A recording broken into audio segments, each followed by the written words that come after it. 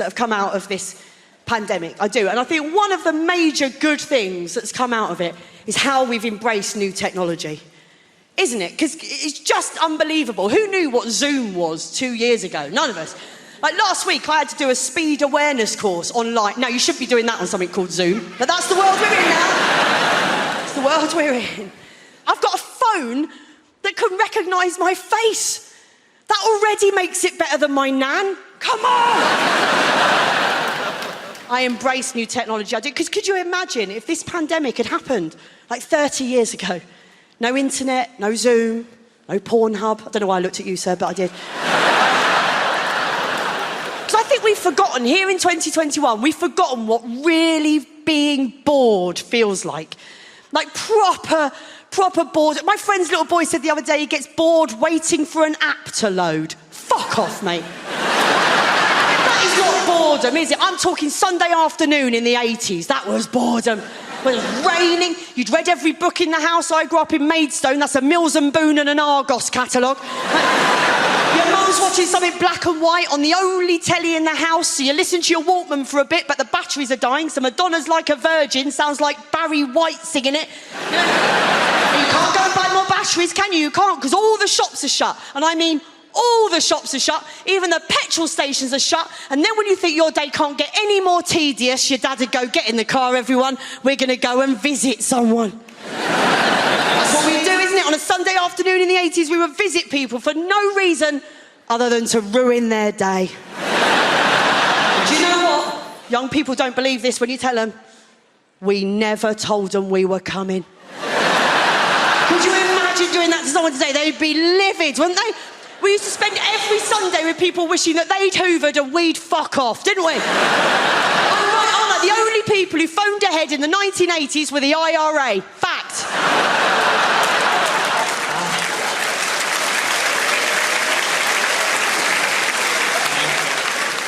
I wouldn't be a teenager now, though, would you?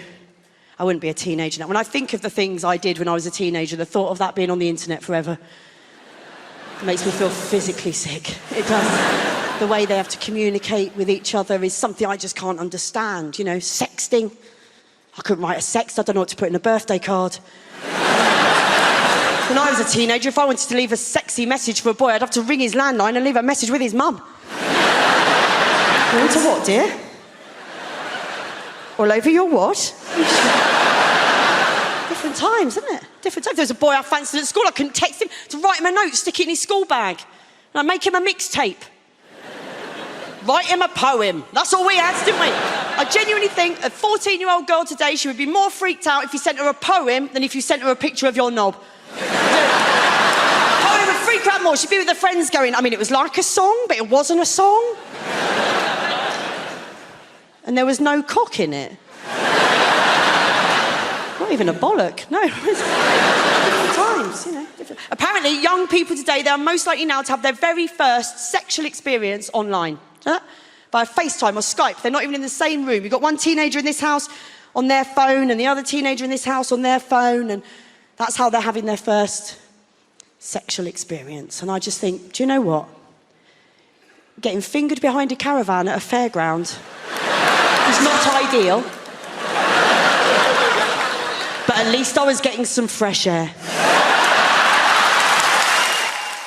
Some people find very strange things entertaining. There are people out there, some people love scary movies. Ugh, I hate scary movies. They're too scary. They scare the shit out of me. Every time I see a scary movie, I'm scared for days. I hate them, but there are people who love them. There are people like that who actively seek them out, who actually enjoy the sensation of being scared by a movie. I've never understood that attitude at all. I've never been frightened in real life and gone, oh, Jesus. Yeah, I'll pay for that. Yeah, all right. That felt horrible. 13 pounds? Sure, yeah.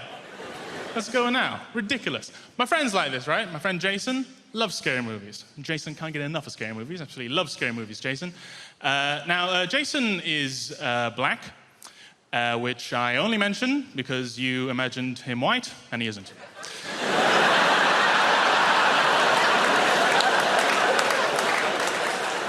That's it. His race is not relevant to the joke. I just don't see why he should have the wrong picture.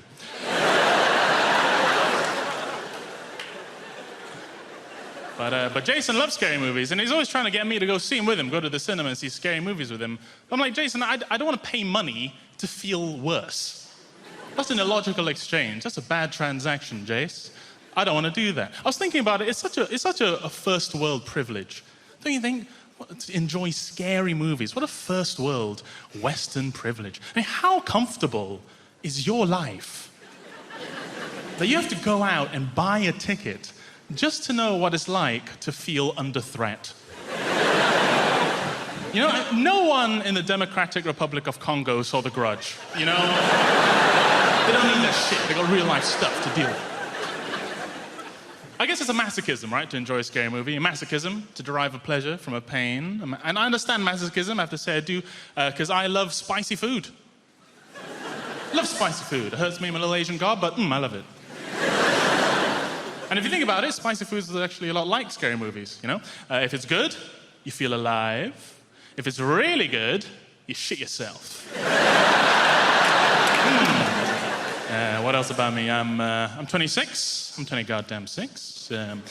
People often think I'm older, because although I am 26, I look terrible.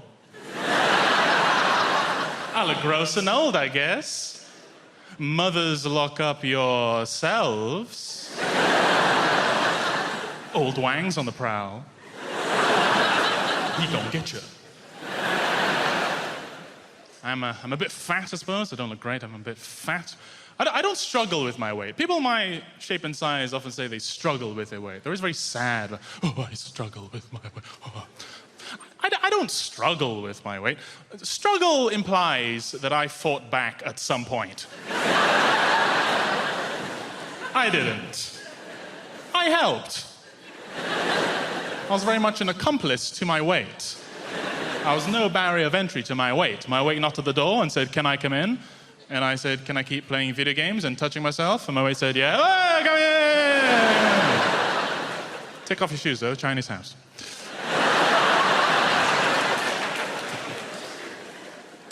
I've been trying to work on my look, though. I've been trying to look better.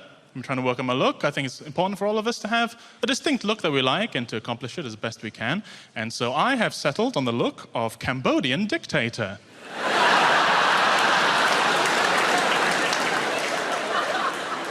It's a pretty strong look. It's been getting me a lot of respect recently. Mainly from Cambodian people. But then I got fun shoes at the end. Racist people think that I'm barefoot, but there you go. I think we've got a problem. I think we're using the word Muslim far too quickly to describe people doing atrocities when they don't represent Muslims any more than I do. And I think we should be using a more accurate word for those people, which I'm going to argue is knobhead. It's a political rally now, don't worry. There'll be levels of knobhead.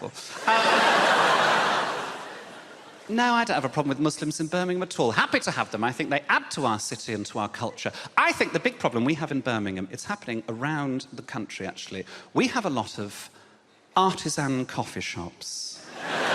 Egg. So I'm boycotting them now, boycotting them. Oh, we've got a 24-hour start. It was actually quite romantic how me and my boyfriend met. It was through a friend in a park, and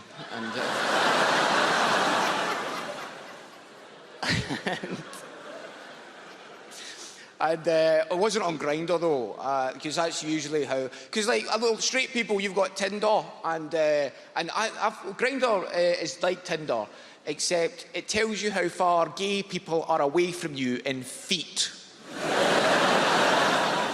Like, why would you ever need to know on your phone how far a gay person is away from you in feet, like some kind of sat-nav to find them? If anything, Grindr should be for homophobes.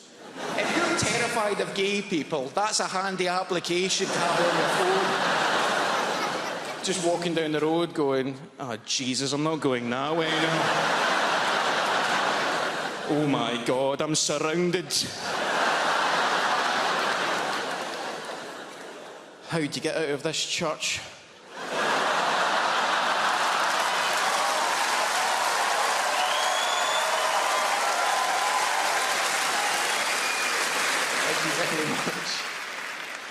Did you have the thing, by the way? Did you have the thing of during lockdown, your brain would be remembering cringy stories from your past that you'd forgot about happening, but for some reason, your brain was like a sibling waking you up at 4 o'clock in the morning going, oh, I know it's 4 o'clock in the morning and you're trying to sleep, but do you remember when you shot yourself?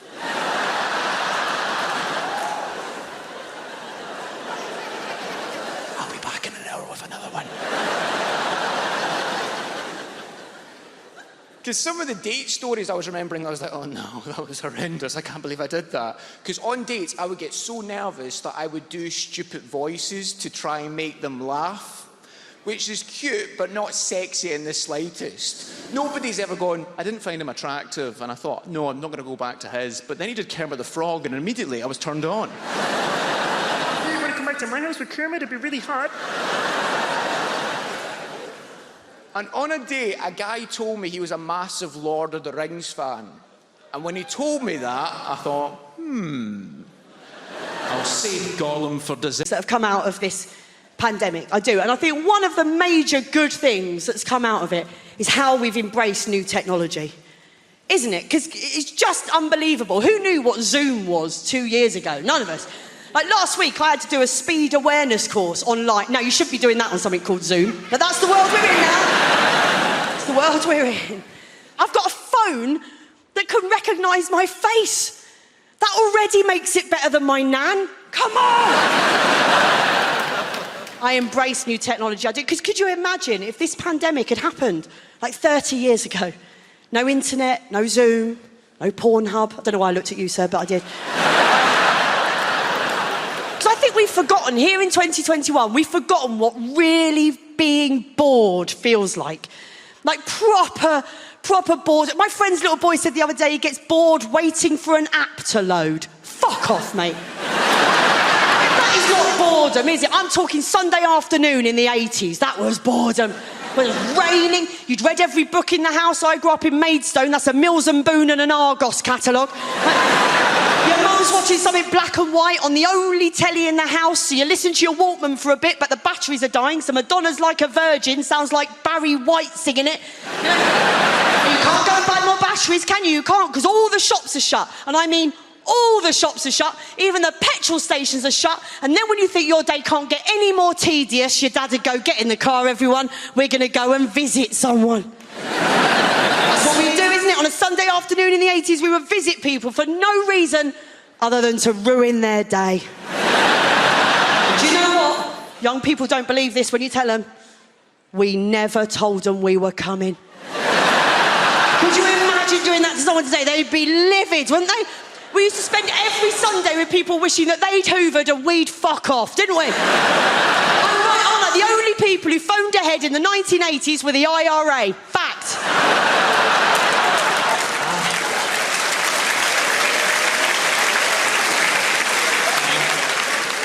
I wouldn't be a teenager now, though, would you?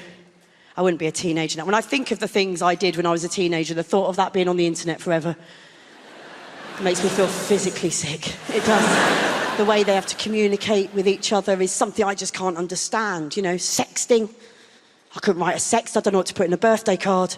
When I was a teenager, if I wanted to leave a sexy message for a boy, I'd have to ring his landline and leave a message with his mum. Going to what, dear? All over your what?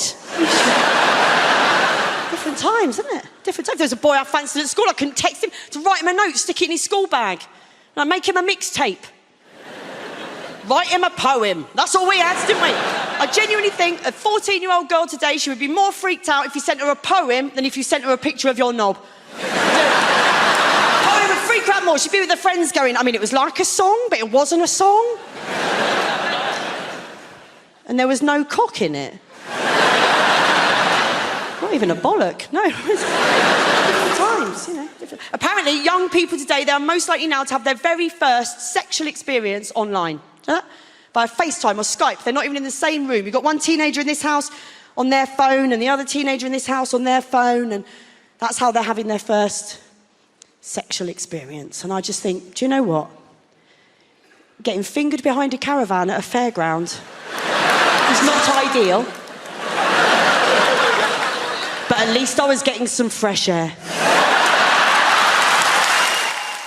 Some people find very strange things entertaining. There are people out there, some people love scary movies. Ugh, I hate scary movies. They're too scary. They scare the shit out of me.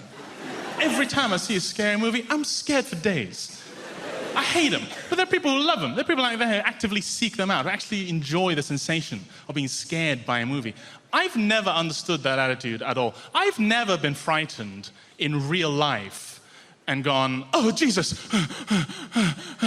Yeah, I'll pay for that. Yeah, all right. That felt horrible. 13 pounds? Sure, yeah. Let's go now. Ridiculous. My friend's like this, right? My friend Jason loves scary movies. Jason can't get enough of scary movies. Actually, loves scary movies, Jason. Jason is black, which I only mention because you imagined him white, and he isn't.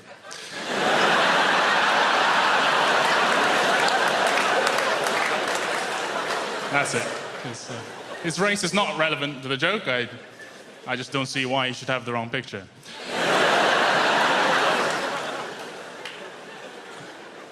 But Jason loves scary movies, and he's always trying to get me to go see him with him, go to the cinema and see scary movies with him. I'm like, Jason, I don't want to pay money to feel worse. That's an illogical exchange. That's a bad transaction, Jace. I don't want to do that. I was thinking about it. It's such a first world privilege. Don't you think?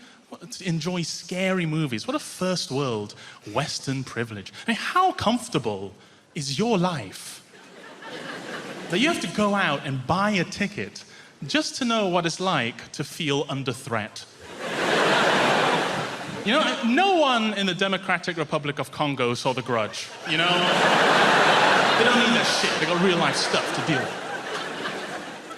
I guess it's a masochism, right, to enjoy a scary movie. A masochism to derive a pleasure from a pain. And I understand masochism, I have to say I do, because I love spicy food. I love spicy food. It hurts me, I'm a little Asian god, but I love it. And if you think about it, spicy food is actually a lot like scary movies, you know? If it's good, you feel alive. If it's really good, you shit yourself. What else about me? I'm 26. I'm 20 goddamn 6. People often think I'm older, because although I am 26, I look terrible. I look gross and old, I guess. Mothers, lock up yourselves. Old Wang's on the prowl. He gonna get you. I'm a bit fat, I suppose. I don't look great. I'm a bit fat. I don't struggle with my weight. People my shape and size often say they struggle with their weight. They're always very sad. Oh, I struggle with my weight. Oh. I don't struggle with my weight. Struggle implies that I fought back at some point. I didn't. I helped. I was very much an accomplice to my weight. I was no barrier of entry to my weight. My weight knocked at the door and said, "Can I come in?" And I said, "Can I keep playing video games and touching myself?" And my weight said, "Yeah." Oh, come in! Take off your shoes, though. Chinese house.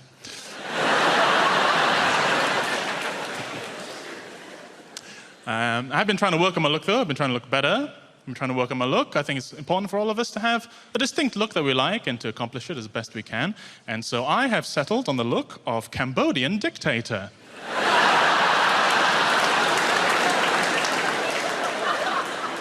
It's a pretty strong look. It's been getting me a lot of respect recently. Mainly from Cambodian people. But then I got fun shoes at the end. Racist people think that I'm barefoot, but there you go. I think we've got a problem. I think we're using the word Muslim far too quickly to describe people doing atrocities when they don't represent Muslims any more than I do. And I think we should be using a more accurate word for those people, which I'm going to argue is knobhead. It's a political rally now, don't worry. There'd be levels of knobhead. There'd be levels. You'd have like a moderate knobhead, all the way up to fundamental knobhead. If we all did it, the news would have to catch up. They'd have to go, "Today, 2 knobheads bombed a car." They'd have to do it. We all... And it wouldn't necessarily be to do with terrorist activity, not just that. The worst. Oh, I went to Reading. It's November, you're in a Costa, you're a knobhead. Couples that put a lock on a bridge, you're both knobheads. Sorry, hate that, hate it. Sanctimonious mothers, have to be careful here. I don't mean all mothers by any means, just a lot of my friends having kids at the minute, and it's the sort of mothers that go, don't tell me how to raise my kids. It was actually quite romantic how me and my boyfriend met. It was through a friend in a park.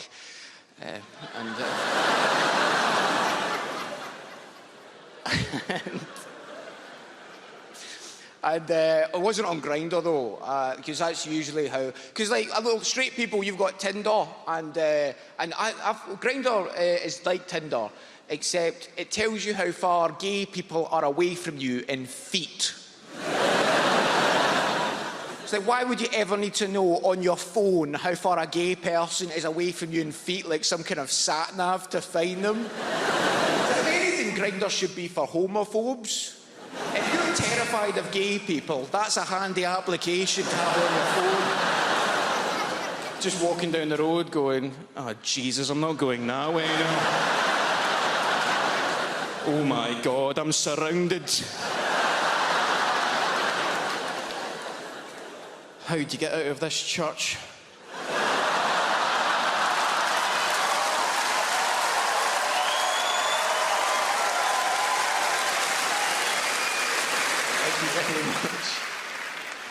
Did you have the thing, by the way? Did you have the thing of during lockdown, your brain would be remembering cringy stories from your past that you'd forgot about happening, but for some reason, your brain was like a sibling waking you up at 4 o'clock in the morning going, oh, I know it's 4 o'clock in the morning and you're trying to sleep, but do you remember when you shat yourself?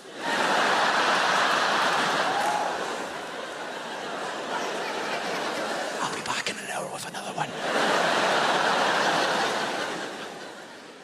Because some of the date stories I was remembering, I was like, oh no, that was horrendous. I can't believe I did that. Because on dates, I would get so nervous that I would do stupid voices to try and make them laugh, which is cute, but not sexy in the slightest. Nobody's ever gone, I didn't find him attractive, and I thought, no, I'm not going to go back to his. But then he did Kermit the Frog, and immediately I was turned on. Hey, you want to come back to my house with Kermit? It'd be really hot.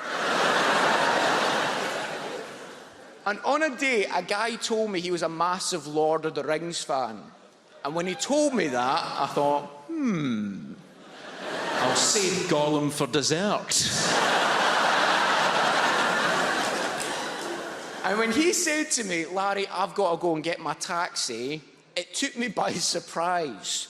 And instead of going, oh, before you go, I've got this wee Gollum impression you might enjoy, instead I panicked, dropped my cutlery and grabbed his hand and led him out of the restaurant as Gollum. So the last thing he can remember of me, and everyone else in the restaurant can remember of me, is me going, come with me, master. Stupid fat hobbit needs to go and get a taxi. Oh, but no, we don't want master to leave us. Precious master, don't abandon your Smeagol. And halfway through doing it, I became more self-aware. And I looked up at him and I thought, he's not finding this funny at all. But I thought, it's going to be weirder if I stop halfway through. Because if anything, that's more creepy, going, master, please don't leave me, no. Nice meeting you, man. Let's do this again sometime.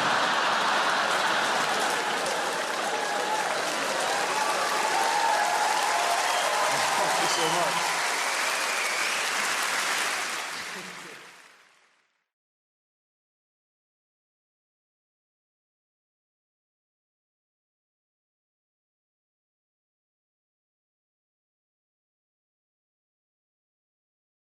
So the winter's drawing in. It's over. The summer was over. We never even had a summer. It was so depressing. Nothing happened, except there was a lot of rain, a great deal of rain.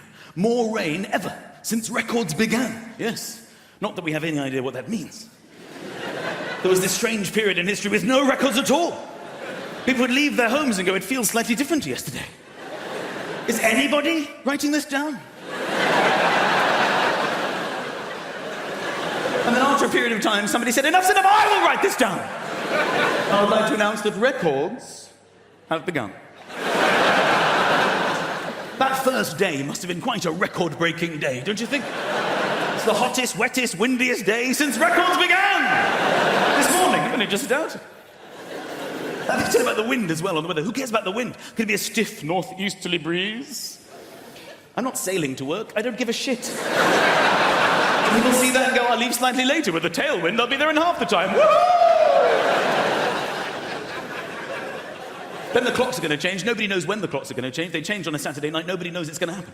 Everybody the same every Saturday night, every year. They don't know which way or what's going on.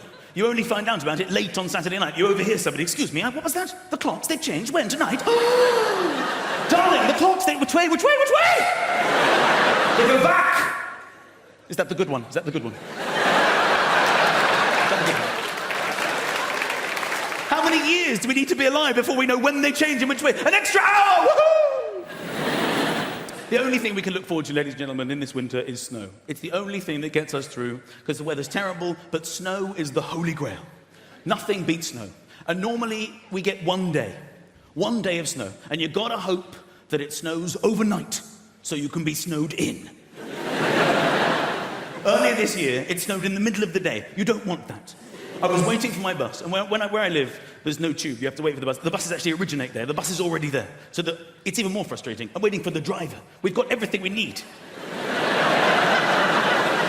We're looking for people. Can you drive this thing? And that's when the snow came. Amazing, instantly landing snow. The best of snow. I mean, the most unbelievable snow. And then I realized, oh my God, I could get snowed out. This is not what I need. The driver shows up.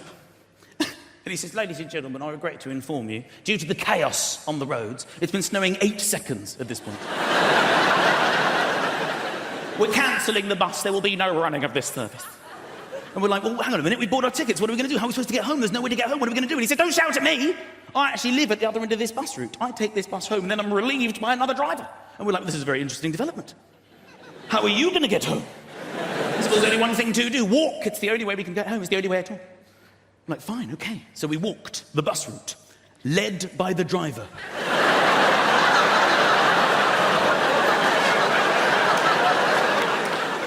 We came to the first stop. We had to tell the people waiting, there's no bus. And they joined our imaginary bus.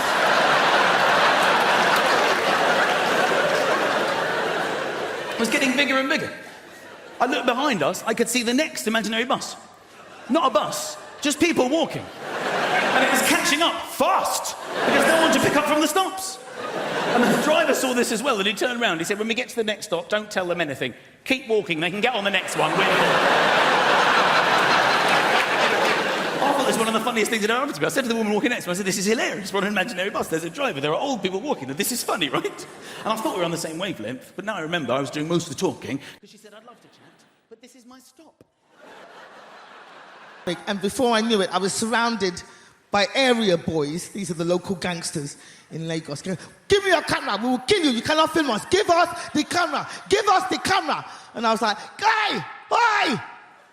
I'm from Hackney. Get out of here.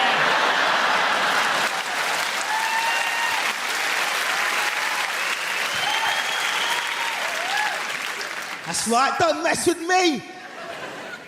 I kept my camera. Well, they got the camera, I got the tape, but though I got the tape. Nigeria, it's a hustle to live there. It's a hard place to live. Like, you commit a murder in Nigeria, you will get away with it. You will. And I'll tell you why, because we ain't got no CSI in Nigeria. The police turn up at a crime scene and they're like that. Okay, there's a dead body. There's a dead body. Somebody has been killed.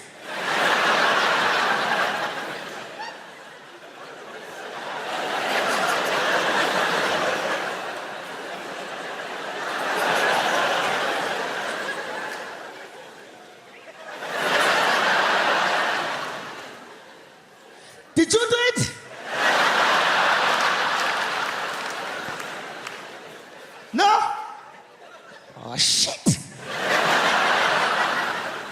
We will never catch the killer.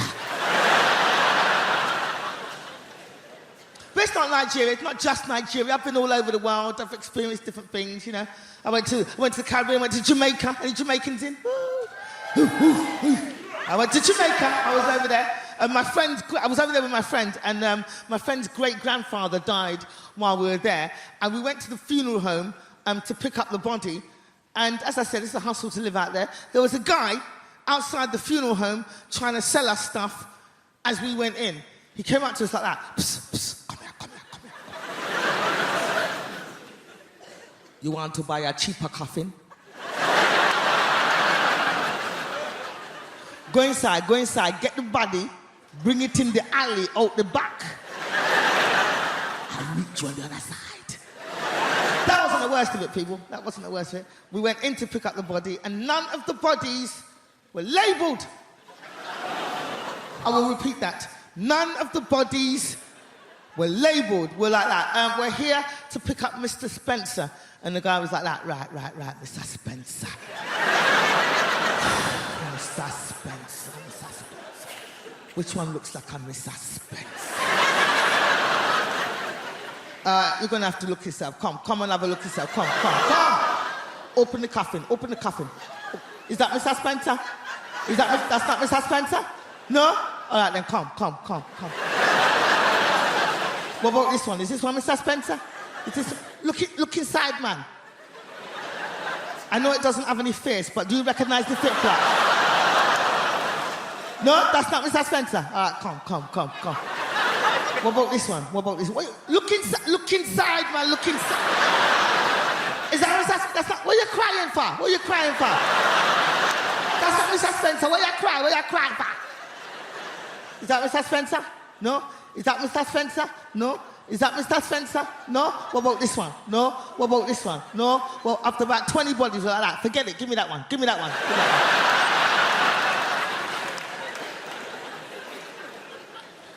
Trying to explain it to the kids at the funeral. Yes, Johnny, sometimes when the body decomposes, it does turn into white. So this bloke said to me, he said, Tim, did you know Marie Osmond is about to appear in the world's worst film? I said, Warner Brothers. He said, I already have. So I went to the record shop. I said, what have you got by the doors? He said, a bucket of sand and a fire blanket. I said, can you recommend some music for a kid's party? He said, Small Faces. I said, of course they have, the kids. My mum and dad are complete opposites. You couldn't hope to meet two such totally different blokes. My local police chief does a talk on heroin, so you can't understand any of it. Do you know, I was mugged recently. I was at Victoria Station, and I was mugged, and I burst into tears.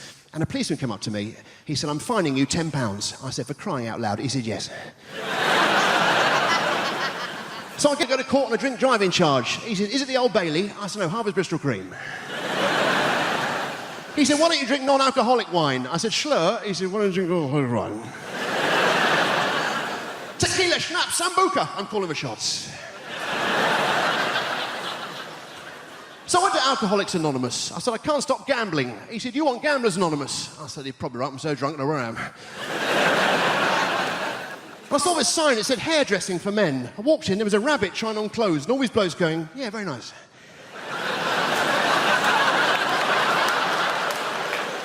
So I went to the cinema, I saw a very sad film, and the bloke behind me suddenly started wailing. I got hit in the back of the head with the harpoon.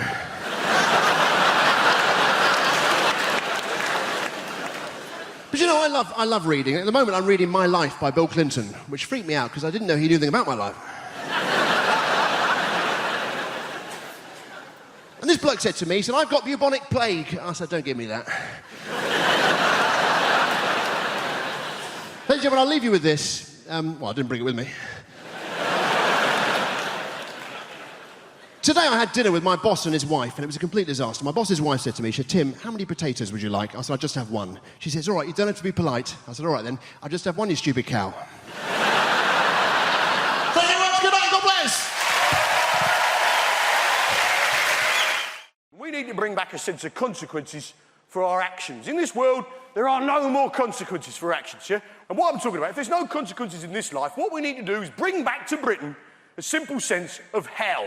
The idea, if we screw up in this life, right, we will burn in sulphur for all eternity in the next life. Now, this is quite a tough sell, right? You don't like that idea, do you? Right, but hear me out, this is a good idea. We got any Christians present? I need your assistance. Any Christian people here this evening? Yeah, in the pink shirt. Yeah, what's your name, son? Josh. Fantastic. You're a Christian? So you understand the idea of redemption, eternity, yeah? Resurrection, eternity in particular. And I do too. I understand the notion of eternity because I went to church on Sunday. Let me tell you this, that service went on forever. If it took me an hour to open a bottle of wine, I'd be drummed out of business. Now, the point is this. How long does it take to own a packet of crisps? Get on with it. We need to bring back... Now, the problem with the idea of hell is no one's frightened of it. Now, I'm going to describe hell for you now, and none of you are going to bat an eyelid, right? And while your body's boiling in the mouldering in the grave, we'll take your soul and boil it in boiling oil for 1,000 millennium. Then after that, 2 sulphurous demons, emissaries of Satan himself, will come along, pull out your kidneys and set fire to them on the red-hot coals of hell itself. Then after this, another demon will come along, pull out your eyeballs, stick them on a red-hot poker, burn them on the hot coals of hell, and stick them up your arsehole, and they'll come out your own mouth with the shit on it. And this will go on forever. So you're not bothered by that, are you? In fact, most of you are laughing at it. Huh? In fact, most of us, being British, are thinking, well, come on then! Got yourself the devil! And that's the interesting thing about hell, isn't it? When you describe it, when someone describes hell, it tells you everything you need to know about that person, right? And what he's like and what his people are like. And I describe hell then in a normal British accent, which tells you that we, the British, are stoic, tough people who could take absolutely bloody anything. Right? And that's the interesting thing about hell. It tells you about the people telling you about it. Hell, in a French accent, for instance, sounds like a recipe. And while the body is lying down and the worms inside the flesh, we take out the soul and place it in very hot oil for a long time. Then, once it is tender, 2 demons come together at once, remove the kidneys and place them on the hot coals with a little white wine vinegar, some sea salt, and some rosemary, and cook them till they're brown on the outside, but still pink in the middle. Then after this, we take the eyeballs, place them on the hot coals, cook them till they're crunchy on the outside, runny in the middle, on the hot poker, stick them up the arse, they come out the mouth with the shit on. It is delicious. Absolutely delicious. Hey, you see? Perverts! Perverts, basically, yeah? Hell. Hell in a Dutch accent sounds like a pretty good stag do, doesn't it? Hey, and while your body is lying down, we'll take you to the hottest place you can imagine. Imagine the hottest place you can go, yeah? Now go even hotter. And 2 demons will come together and rub oil all over your body. 2 demons together. 2 demons together at once, and then you would take out your kidneys. Oh, your hot kidneys. Your hot kidneys. And place the kidneys in a hot place and cook the kidneys till they're hard, until your kidneys are hard. And then take out your eyeballs and stick them in your bum hole. And this will cost you 45 euros. Hey, are you ready? But I have developed a new hobby. Some of you probably already do this. I've started listening into people's conversations on the bus and the train. It's quite entertaining. And I was listening not long ago to 2 old ladies, and they were talking about what they would do if they were men for a day. And I thought, this is going to be brilliant, because pensioners are, by definition, bonkers. But I went out to lunch with a couple of my friends, and I thought, well, I'll ask them the same question. So my first friend, I said, what would you do if you were a man for a day? Without even thinking, she just went, I'd have a wank. Sounded like she needed to. She sounded awfully tense. But these old ladies, different generation to me and my friends, in their 80s, and one of them just said, Edith, what would you do if you're a man for a day? The other one said, no, in my luck, I'd get a Tuesday. And what can you do on a Tuesday?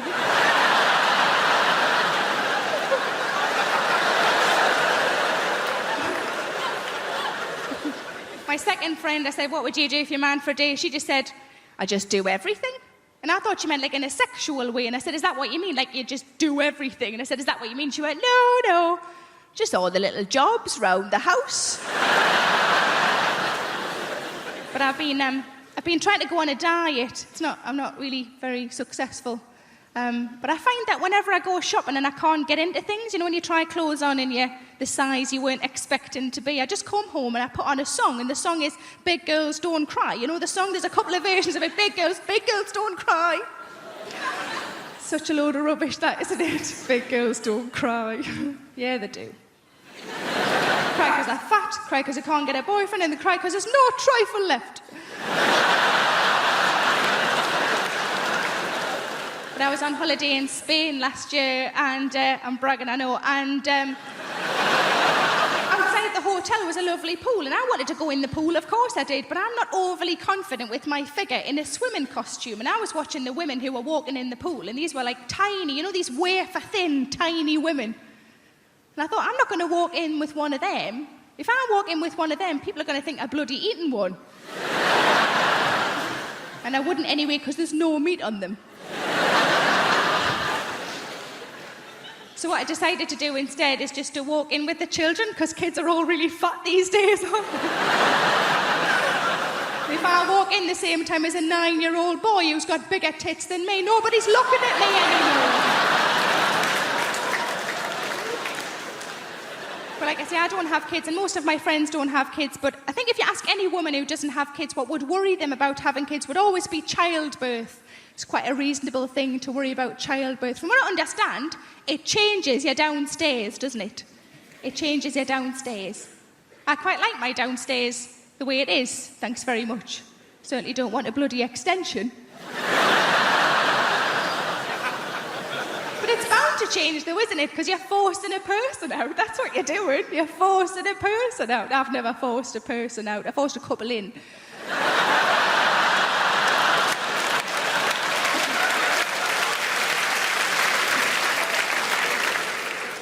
With a shoehorn. I'll say a bit more about myself. I'm from the north of England. I had a very strange upbringing. My dad, he was very old-fashioned. When my sister had her menstrual cycle, he made her go and live in the shed, claiming that she was the evil seed of Satan. It's a little bit old-fashioned, isn't it? It was very sad. My sister died very young. She drowned. But, you know, like my dad said, look on the bright side. If she'd have floated, it would have had to set fire to her anyway, so... She was, My nan was great, though. She was great, my nan. I remember the last thing she said to me just before she died. She said, "What are you doing in here with that hammer?"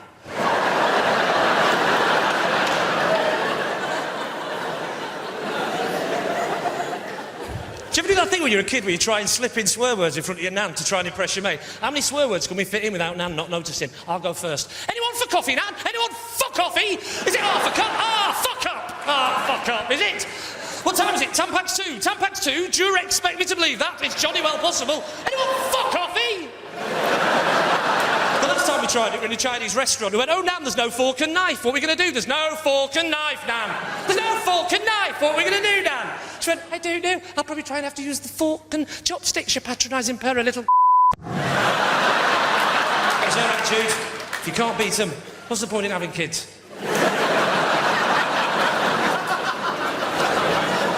I'm obsessed with swearing, though, because this is great, because this show's going out after 9:30. Well, it is now, but this show's going out after 9:30, right? How did I know it was CBeebies? No, it's going on after 9:30, and I love the fact that I don't know why, but you can't swear on telly before 9:30, but you can after 9:30. I think the BBC, as a nation, just think we're all just sat around going, "Oh, Marjorie, would you possibly pass me the bread sauce? This fish is simply divine." "Why, certainly, Kenneth. It really is a tasty salmon." "Tell me, my darling, are you aware of the time?" "Why, allow me to check on my small pocket antique silver wristwatch, left for me by Grandpapa all of these years ago in his will." "Why, I believe it has just gone the hour of 9:30. Thank fuck for that! Let's get and shit on the Christmas tree, you dirty bitch! Like I say, I am from Lancashire, and I haven't got a proper Lancashire accent anymore. That went a few years ago, I'm afraid, because proper Lancashire, of course, is surprised to hell about everything all the time. And real issues in a shoe shop, couldn't believe it, it were great. Printed tin of peas, looked inside, there were peas, it were great. My favourite accent at the moment. It's a South African accent. I love the fact that the South African accent is just... You know when you used to record records in the 70s backwards, and then when you played them backwards, they sounded forwards? That's what South African is, isn't it? It's just the record player backwards. Hello, my name's Lee, and I'm from England. Oh, my name's Dave, and I came from South Africa. I don't like you, get it to my black, yes, I don't like you living in London. It's too expensive. It's too expensive, and I don't like it. Kill your parents, kill them, Beelzebub, kill your parents. Whereas the Australians, they just sound like a record that won't start properly. Where are you from, mate? Oh, I'm from Melbourne, mate. And how long have you lived there? About 14 fucking years, mate. Fucking London, mate. So I came to Britain in the early 80s. We were refugees long before it became fashionable. But my favourite immigrants are Polish people, because they've properly confused old-fashioned racists. Have you seen them? They don't know what to do. What do we do? What do we say? They're immigrants, but they're white. I heard this one bloke go, bloody Poles coming over here with their work ethic. Which isn't very politically correct, and I try so hard to be politically correct. Sometimes I take it too far. I was at a party recently and I said to my friend, have you met Steve? He's a really nice guy. My friend goes, which one's Steve? Steve was the only black guy in the room. I found myself going, Steve, yeah, he's over there. He's got blue jeans on, a grey T-shirt, sort of curly hair, and a Nigerian accent. And once I was performing at a comedy club and there was two black guys in the front row, like you two, but men and black. You are a man, sir, I'm sorry. It's the lights. And I said to them, so how do you two know each other? And they looked at each other and went, we don't. Might as well have had NF tattooed on my forehead. I didn't, it was felt tip.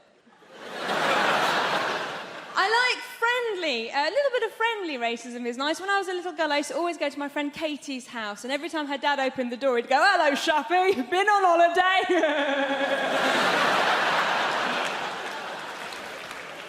So, I have a little boy, I have a baby boy, I'm a mum, and I'm looking at you, some of you are so young, I could be your mummy if I lived somewhere rural. Like a lot of women, I got to my 30s and I thought, I've got to have a baby now. Why, my mum's still young enough to look after it for me. And I went to all the antenatal classes, and this woman came up to me, one of the other mums goes, oh, how are you planning on losing your baby weight? And I was like, well, I was just thinking of having the child. And she was like, oh, I'm going to be a yummy mummy. I'm going to lose all my... Yummy mummy, that's just like a middle-class way of saying MILF. I was so happy when I found out that I was pregnant. And we had a scan and we knew that it was a boy. And people said to me, why did you find out the sex of your baby? Didn't you want a surprise? Well, it's going to be a boy or a girl, do you know what I mean? The only surprise would have been if it was a puppy. And there are no puppies in my family. There's one goat, it's not a blood relation. Thank goodness I have a child now. It was no fun being a broody Iranian woman. Every time I said to people, my body clock's ticking, they'd hit the ground.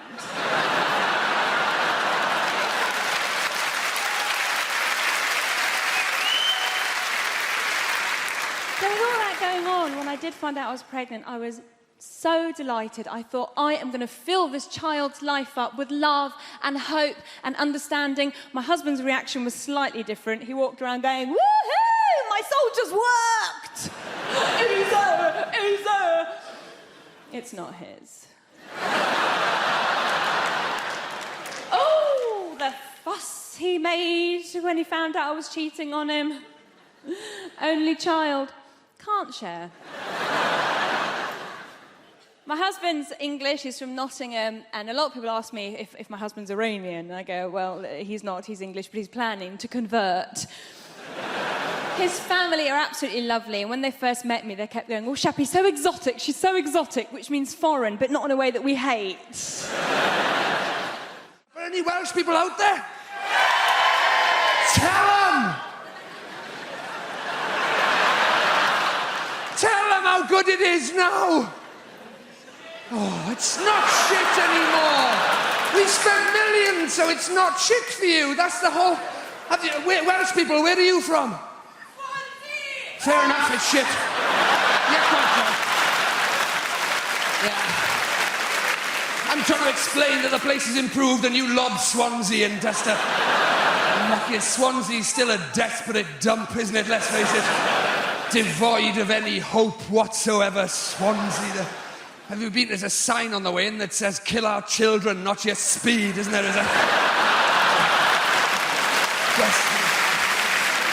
I'm talking about places like Cardiff and the places that have... Yes! These places have improved. We've had development money. We've done... Cardiff Bay, have you been there? Go there on holiday. It's lovely. We've done it all up. You've got cafes and bars. You've got the sea down there now. It's amazing. Shoo, down where the shit was, that's all sea now, most of it. And it's going to be amazing when they finish it. Has anybody seen the posters of what Cardiff Bay is going to be like when it's all done? It's not. It's going to be amazing. There's going to be people chatting, laughing, texting. Welsh people, these are presumably. Having interesting conversations over dinner. We're all going to be a lot better looking by the time it's finished as well. You look out. Where they're going to get these people with fashionable glasses and teeth from in Cardiff, I got no idea. You've got to admire their optimism, haven't you? Fair play. Talking of optimism, you've got Cardiff Bay. I was there not long ago. Some of these restaurants, some of them have got tables outside. Al fresco dining in Cardiff. They're having a laugh on me. I tried to have a Twix at a bus stop in Wales a few years ago. It was too wet to eat, to be honest with you. Everybody's pretending it's Madrid. Come on, we'll sit outside. Your soup bowl's filling up faster than you can eat it, for Christ's sake. Stop raining! You never get past your starters after 7 hours of soup and rainwater. You give up. So your gin and tonic's overflowing, the little umbrella's blown inside out. Turn it back into the wind! Turn it back into the wind! As waiters with frosted eyebrows fighting their way to the table. Spaghetti carbonara! Spaghetti carbonara! Sure, I'll get another one! I'll get another one! As people throw in life buoys to their bread rolls. I'll pull you in! I'll pull you in! Peas being airlifted to safety. Oh, Wales is improving. Even the valleys. Go to the valleys on holiday. Even the valleys. They are. Shut your face. They're getting better. They're getting better, the Welsh. I did a gig in Pontypridd. Yeah, in the Welsh valleys. Were you there at the gig I did when there was a piece of sun-dried tomato on the stage? Not bullshit. In a real piece of sun-dried tomato. We couldn't even do the gig. Everybody was just staring at it. I couldn't get them back. Couldn't get their attention. That's not local to your area, is it? The sun-dried tomato.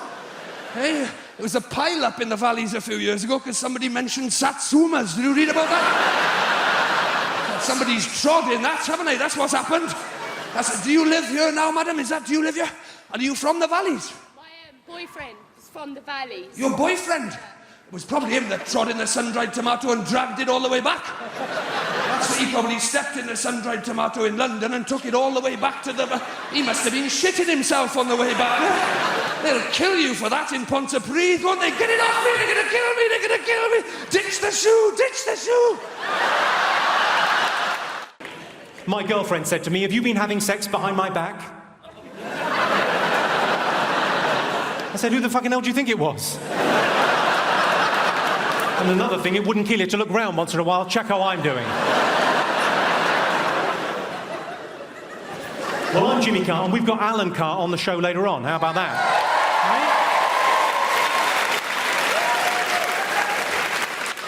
I keep on getting mistaken for Alan Carr, so what I've done is I've stopped sucking men off.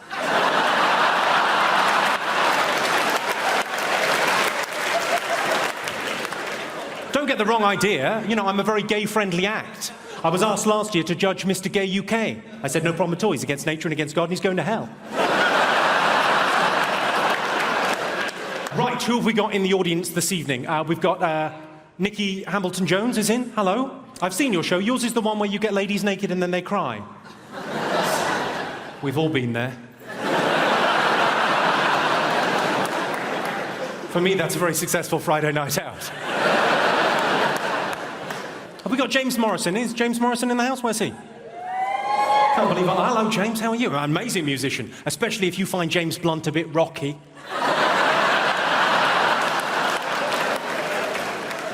You Give Me Something's an amazing song. You Give Me Something is my favourite song ever about chlamydia. My favourite. I love it. Dean Macy's here. Where's Dean Macy? Dean Macy? You're our hope for Beijing, aren't you, in the decathlon? I love the decathlon. You know, it's where you do 10 different things, isn't it? Sort of jack of all trades, master of none. If you don't mind me saying.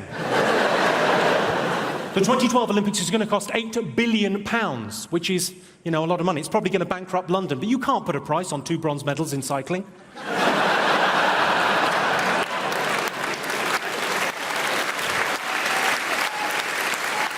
Incidentally, ladies and gentlemen, the highest speed ever achieved on a bicycle was done by a British man, 166 miles per hour on a bike. It was recorded at a level crossing. £8 billion is a lot of money. I mean, for that kind of money, we could have another 3 weeks in Iraq. I don't have a stalker, but I do have a woman that sends me pants in the post. Thanks, Mum. People ask me how I relax, so I tell them. I put Smarties tubes onto cats' legs to make them walk like a robot.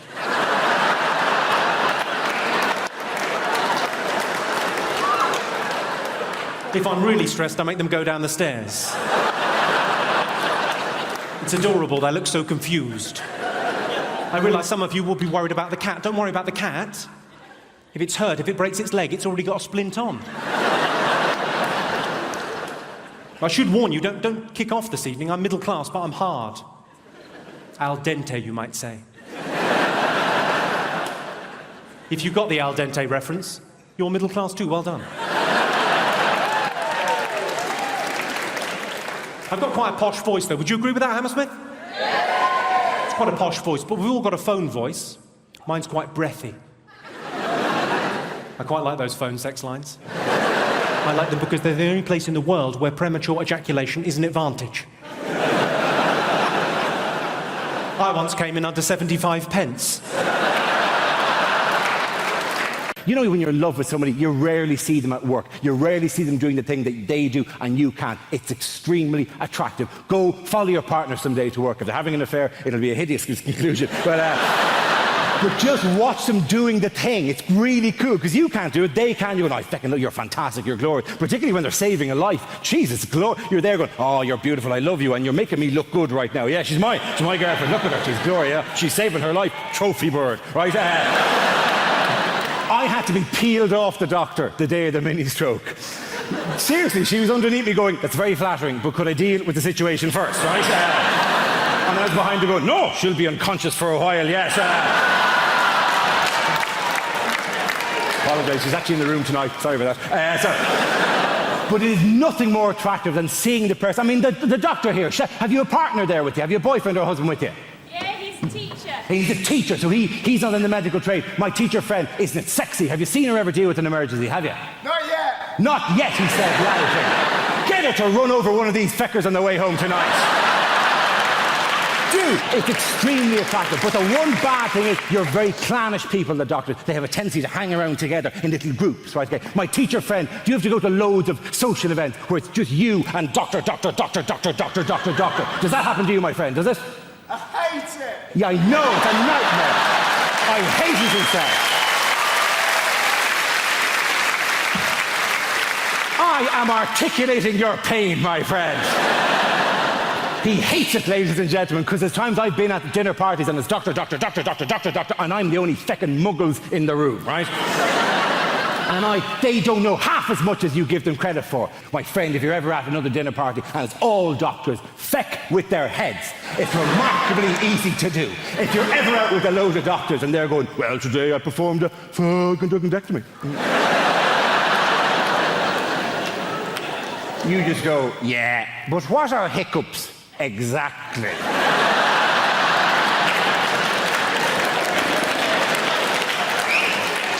There's many competing theories at the moment. And then you go, why, if you stay in bed longer, do you feel more tired? It's not my speciality, that particular field. Does time heal all wounds? Who the fuck invited you to this dinner party anyway? What are the Oil of Olay 7 signs of aging?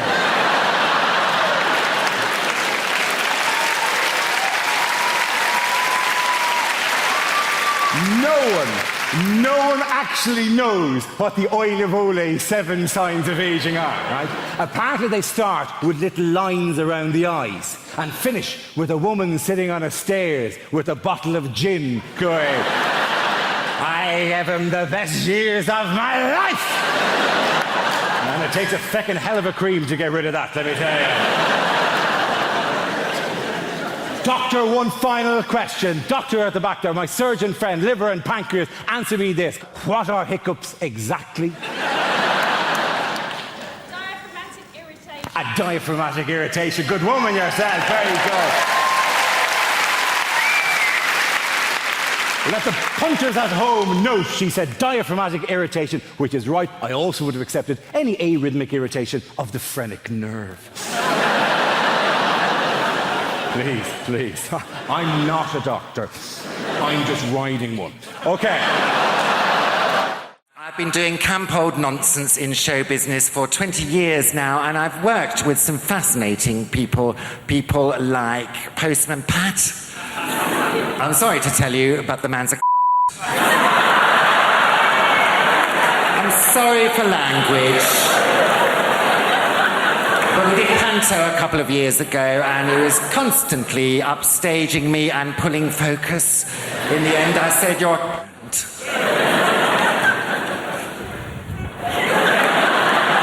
doesn't walk like that off stage, you know, it's all put on.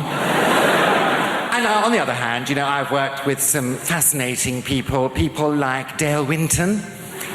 Dale Winton and I went to stage school together, and when we were both about 15, we shot up together. Dale is lovely. He'll do anything for anybody, anything from helping an old lady across the road to buggery. There was one awful occasion when he got a bit confused. Afraid so. Buggered an old lady across the road, but she saw the funny side of it. Put it down to youthful high spirits. But if I had to think of a highlight of my career, well, there are two, really. I did 2 Royal Variety performances, and you get to meet the royals afterwards, which is the whole point, really. Have you met them, Abby? Not encountered any royalties, just a question of time. The second Royal Variety was in front of Her Majesty the Queen, and I was standing there with Frankie Dettori on one side, and she got to me, and just before she got to me, suddenly became aware of a little kind of smidgen of wind that was trapped within, as can happen, and I thought, well, I can't really drop one in front of the Queen. That's probably treason. So I'll have to get rid of it, and because sometimes you can get rid of wind from whence it came by, you know, willpower and internal squeezing. Well, I had a go at that, but it wasn't going anywhere. So I'd let nature take its course, and unfortunately, on that occasion, I shat myself.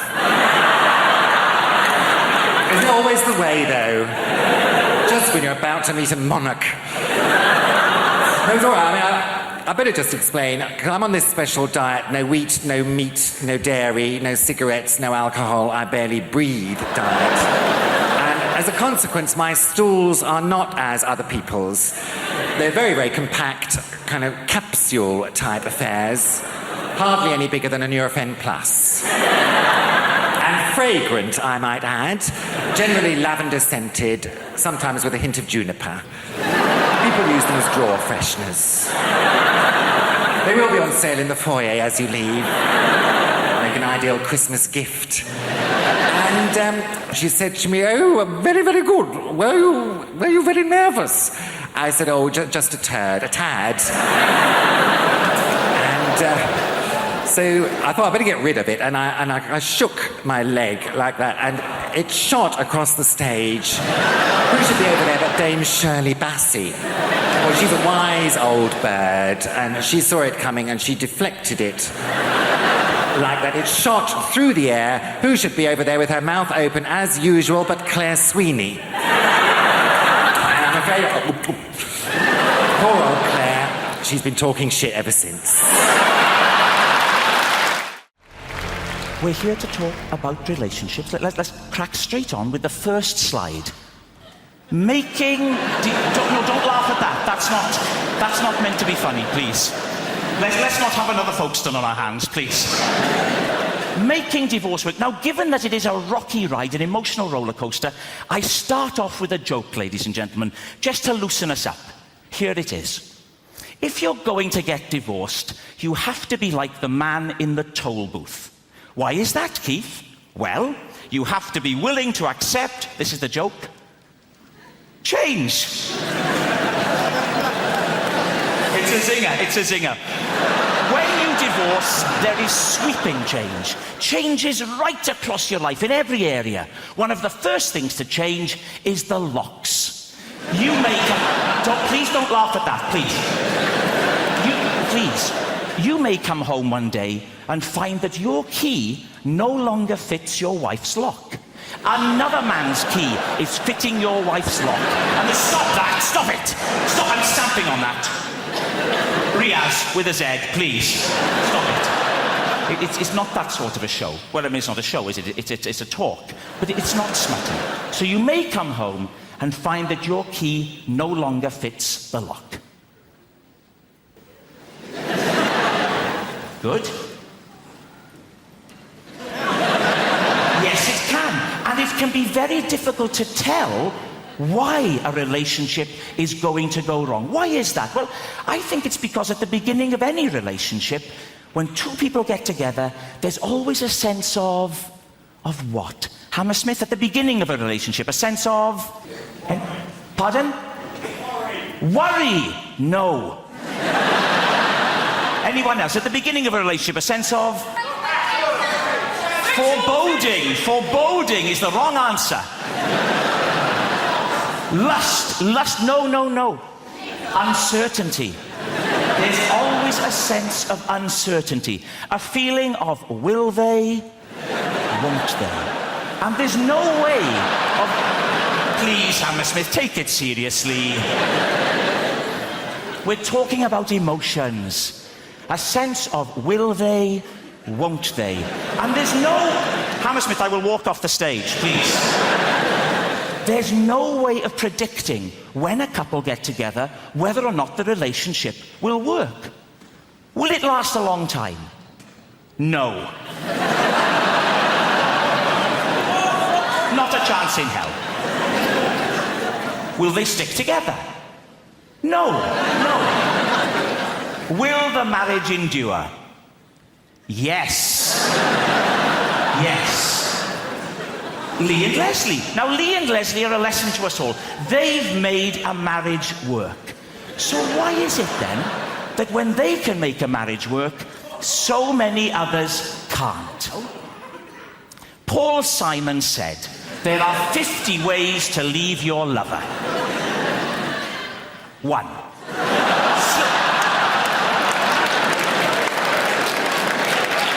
Hammersmith, time out. Please, start to take it seriously. 1. Slip out the back, Jack.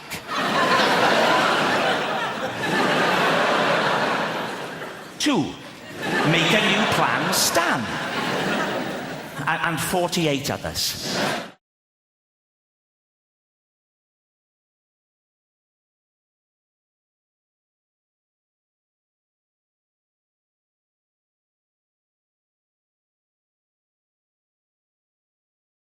My eldest daughter bought a boy ointment recently for the first time, and I think it's quite safe to say that I reacted rather badly to this incident when it took place. She brought the individual in question into the house that I paid for with money I earned. Right, Dad, this is Billy. Yeah, Billy. Right, nice, yeah. Okay, yeah, Billy. Sweet, I'll go and put the kettle on. Daddy's going to talk to Billy. She goes to the kitchen, she doesn't realise anything's wrong. And I start reversing this little bastard around the house. Because when you're my size, you can reverse smaller men. They just back off you like that. So eventually I get Billy into a wall. He can't go any further. And I'm like, William.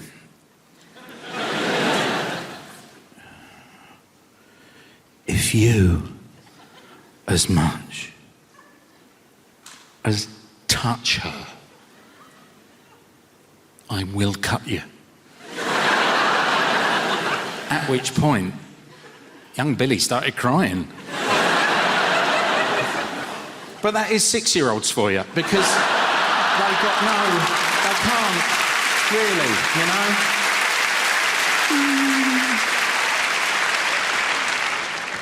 That was the joke. This is the true version of events. How can I start this? Okay, so the other day, my wife and I had a meeting that I did not know was a meeting.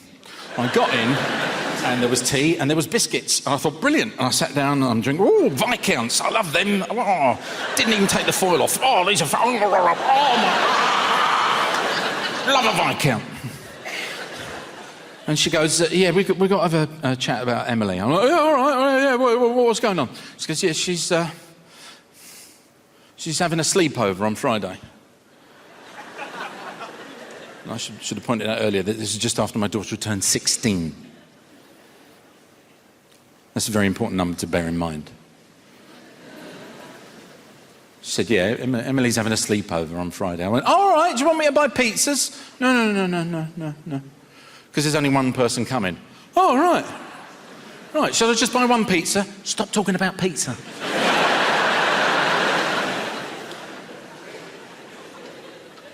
She's having a sleepover, and it's Stephen. What, the boyfriend? Yeah. Oh, where's he going to sleep?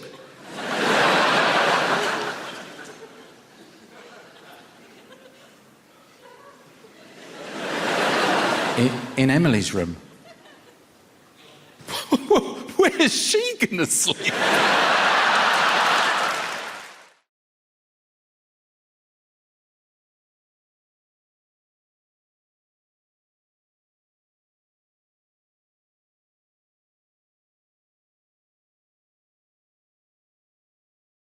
Incredible to think, isn't it?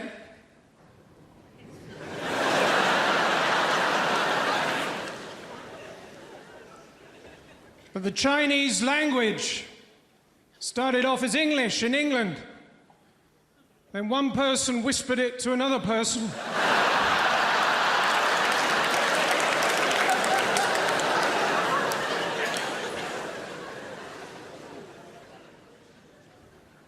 Bit of a weird day today. I found a hole in the back of my wardrobe. I went through to a strange and mysterious land where my neighbor was sitting in the bath. What else can I tell you about myself? I like my tea, like my women. Big, black, and with a penguin.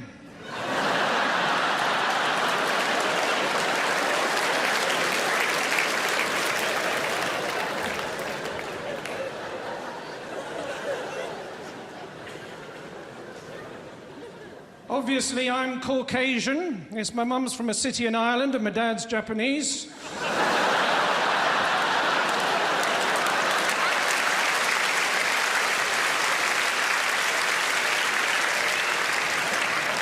Couldn't sleep last night. I was too hot. Then the smoke alarm went off. Put it on snooze.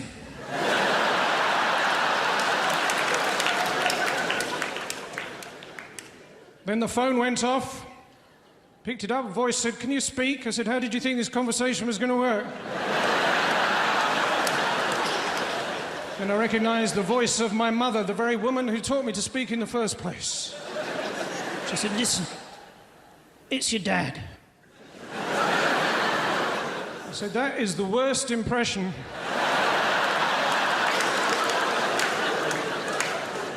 Do you ever have a conversation with someone and towards the end they say, well, I'll let you go? You think, yeah, thanks. Oh, I see what you're saying. You're trying to make me think that you think that I've got better things to do. But in reality, you're saying that you've got better things to do. Well, next time someone says to you, I'll let you go, say, no. Shut the door. If they make a sudden dive for the window, grab them by their ankles. As they're dangling 4 stories over the car park, screaming, this has all been a terrible mistake. Say, okay, I'll let you go.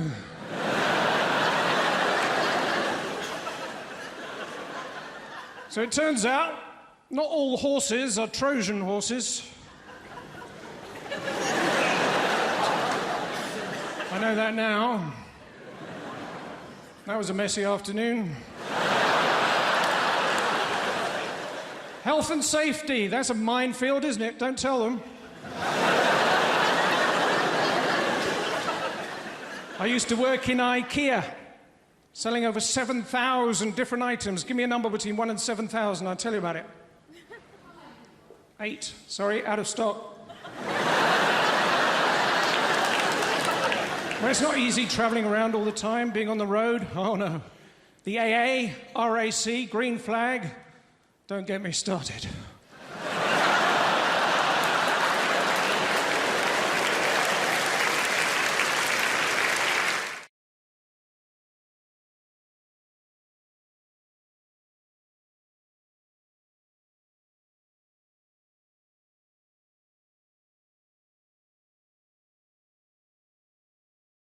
It's like a nature documentary in my house now. I'd never seen a vole before. Didn't know what a vole looked like till I found a dead one in my shoe. A pheasant. A fully grown hen pheasant. That's the biggest thing the cat's brought in still alive so far. Which I know does make it sound like he's brought in bigger things than that dead. 2 wolves and a postman, just in case you wonder. A pheasant. Now, have you ever had like a little bird, like a blue tit, or a chaffinch or something like that, get into your house? They suddenly seem huge, don't they? Suddenly you're being terrorized by this winged beast. See a pheasant? They're big outside. They're big in your garden. See, when you're in your living room, they're gigantic. Because certain things seem bigger inside than they do outside. That's just a trick of perspective. That's why a car showroom works as a concept. Because a car indoors looks a lot bigger than a car outside on a forecourt. Sales psychology. Certain things seem bigger inside than they do outside, and you ladies would do well to bear that in mind. I come down the stairs, and there's this pheasant, which incidentally wasn't keen on moving out once it had tasted the high life of Castleburn.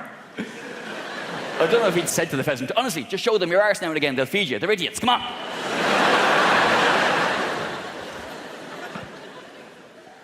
And I'm looking at the cat, like I'm annoyed with him, but I'm also quite impressed at what he's done. And the cat's looking back at me, like he's quite impressed with himself, but he's also quite scared at what he's wrought on the house. You know? Cat's just looking back at me going, I know, it's massive, isn't it?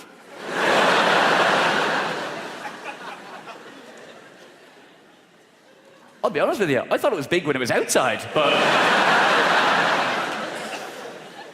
now I brought it in, I'm scared to go near it, it's huge, look at it!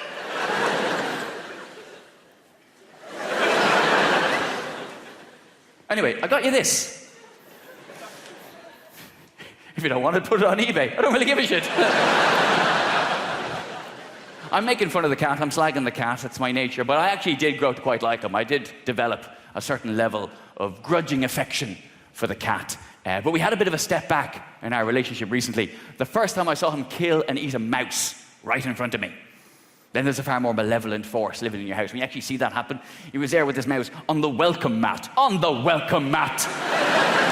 Did you know that cats had a sense of irony? I did not. Welcome to your doom.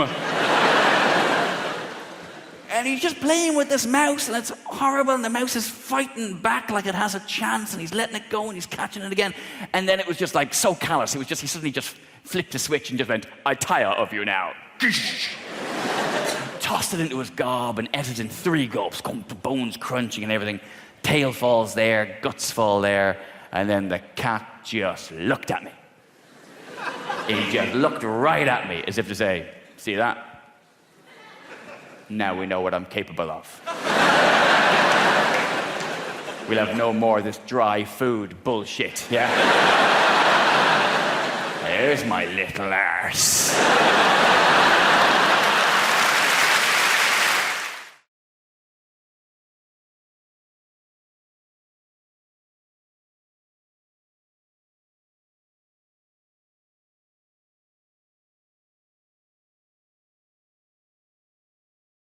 I am myself West London, yes. I grew up in Ealing, down the road. Yeah, there's probably more than that, but they think it's vulgar to shout out. It is wonderful. It's wonderful, Ealing, isn't it? It is wonderful. It is. Queen of the Suburbs, it's called. Also, coincidentally, my nickname at school. But it is quite posh, Ealing, isn't it? Would you say it's quite posh? It is quite posh. I am quite posh. I now live in Enfield. Yeah, see? Quite rough. No, it's awkward. It is awkward. I'm quite posh. My kids are quite rough. It's quite awkward. I was trying to show my daughter the correct knife to use in a restaurant the other day, and she just said, "A blade's a blade." That's wrong, isn't it? I was a weird kid myself. I was scared of everything as a kid. I was scared of Santa. My parents would tell me about Santa. I'd be going, right, sorry, let me get this straight, parents. You're going to let an old stranger into my room in the middle of the night because he wants to give me a present. Are you serious? I was scared of the tooth fairy. You know, your tooth falls out, leave it under the pillow, tooth fairy comes along, takes it away, leaves you some cash. I would be freaking. I'd be going, I don't want to sell my body parts. Who's coming next? The kidney pixie? The knob goblin. I'm mid-40s now. I'm mid-40s. I have no pension plan in place. I have no pension sorted at all. Having said that, I'm in show business. I may well spend my 70s in jail.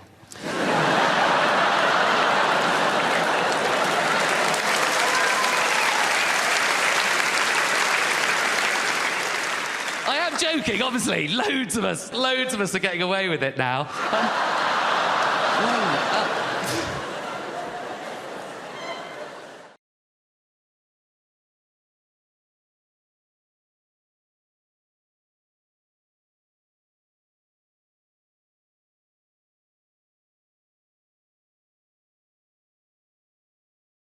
I'll tell you something. Thank you.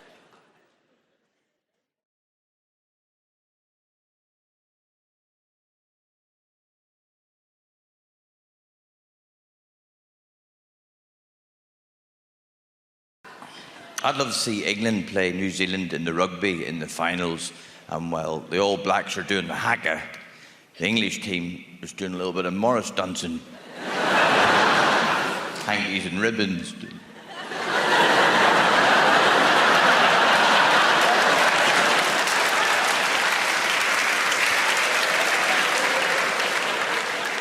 Go under, you go under.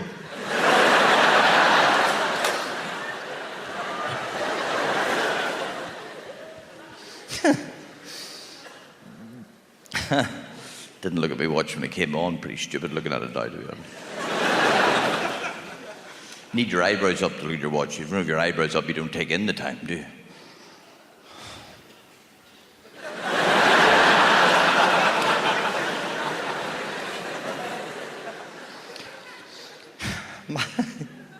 My watch has got the date on it, and some months have got 30 days, others have got 31. And the ones I've got 30, you have to do the extra day yourself. But before you do it, you always do that rhyme in your head. You know the rhyme, 30 days has September. You always do the rhyme twice, because you get to the end of the rhyme the first time, and then you're thinking, hang on, I wasn't listening to myself.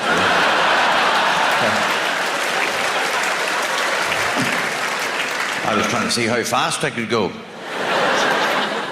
Now, you never get to the end of the rhyme. You only get to the month that you need to know, and you think, there's no point in doing the whole rhyme. That's all I need to know.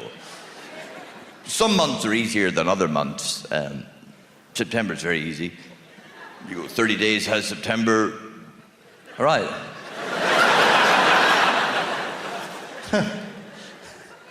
It's not a good rhyme, though, is it? Starts out good, just drops off towards the end. This is what we learned at school. 30 days had September, April, June, and November. All the rest of 31, except for February. This got 28, except the leap years got 29.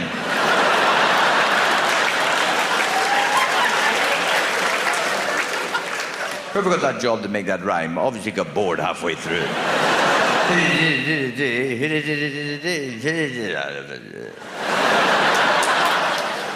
I haven't time for this. I have other rhymes to be working on. I'm a busy boy.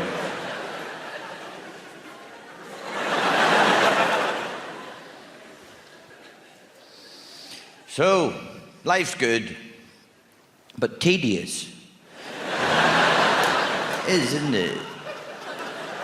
It's just the same shit over and over again. Putting the bins out, that's a real reminder of how tedious life is. I've been here before, I hate this. Sneaking rubbish into other people's bins, I enjoyed that. Balaclava on, never been caught.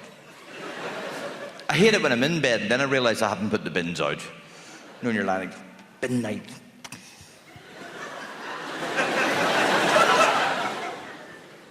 Or bin morning when you're in a deep sleep and you can hear the bin truck. Running down the path naked with 2 bins behind you. That's no way to start the day, is it?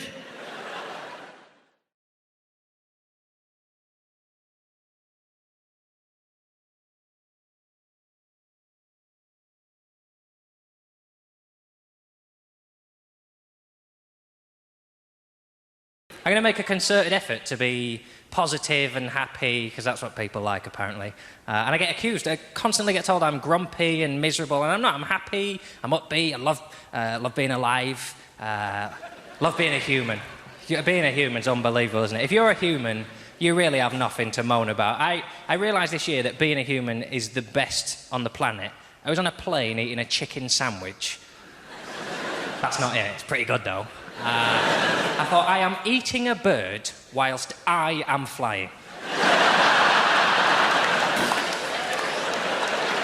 Unbelievable! I, a flightless land mammal, am consuming a bird in mid-air. Never mind the fact I just ordered a gin and tonic in a cloud.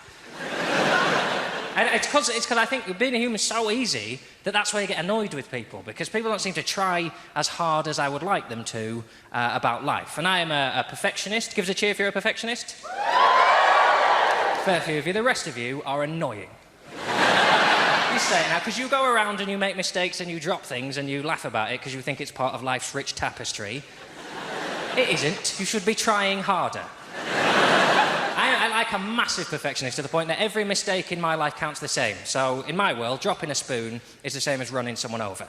In that you didn't mean to do it and you did it, so you have to get angry about it and make sure it never happens again. And I watch people make mistakes. I came into London last year to do some gigs, and I was on the London Underground. I was on the Hammersmith and City line, which, if you don't know London, is the line that goes from Hammersmith into the city. Cockneys really don't piss around when they're naming their things. Oh, a bit of a tube line, Gary. It goes from Hammersmith to the city. Oh, yeah? What you going to call it? Don't muck about, Gary. Don't muck about. So anyway, I was on the Underground, sat down, and I knew I needed 6 stops to get to where I was going. And opposite me on the tube are 2 young girls. They're all dressed up. They're going out for the evening. They're laughing. They're giggling. They're joking. They're generally pissing me off. See, I'm not a big fan of public shows of joy, you see. My motto is, there's misery in this world. You just have to look for it. If something's broken, you can fix it, and if it's untidy, you can tidy it. And if someone's unhappy, you can make them laugh, and you've made their day a bit better. Happy people are finished. You can't help them. If you're happy, don't go out. Just stay at home and enjoy walls and ceilings. And my real issue with the happy is it's happy people who make mistakes, because they're so busy enjoying life, they've forgotten to do it properly. So I was on the Underground, and these girls are laughing away, and they're a perfect example, because they're enjoying being together so much, they haven't noticed they've got on completely the wrong train. Right? So we're hurtling off in this direction, and they should actually be going in this direction. Right? And about 5 minutes in, one of the girls cottoned on, and she tapped her mate on the leg, and she went,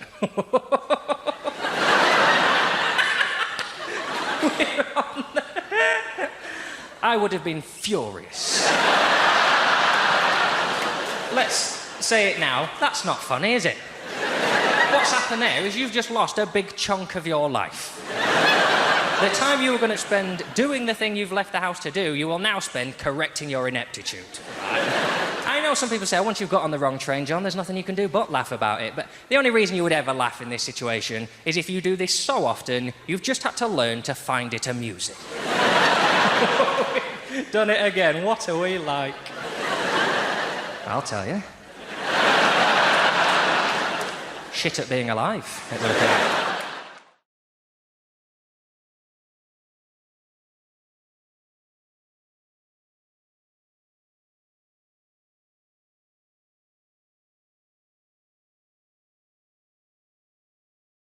I've been doing camp old nonsense in show business for 20 years now, and I've worked with some fascinating people like Postman Pat.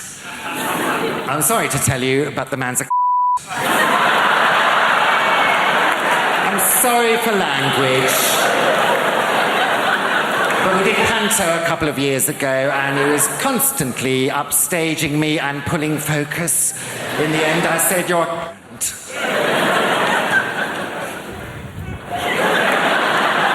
doesn't walk like that off stage, you know, it's all put on." And on the other hand, you know, I've worked with some fascinating people like Dale Winton. Dale Winton and I went to stage school together, and when we were both about 15, we shot up together.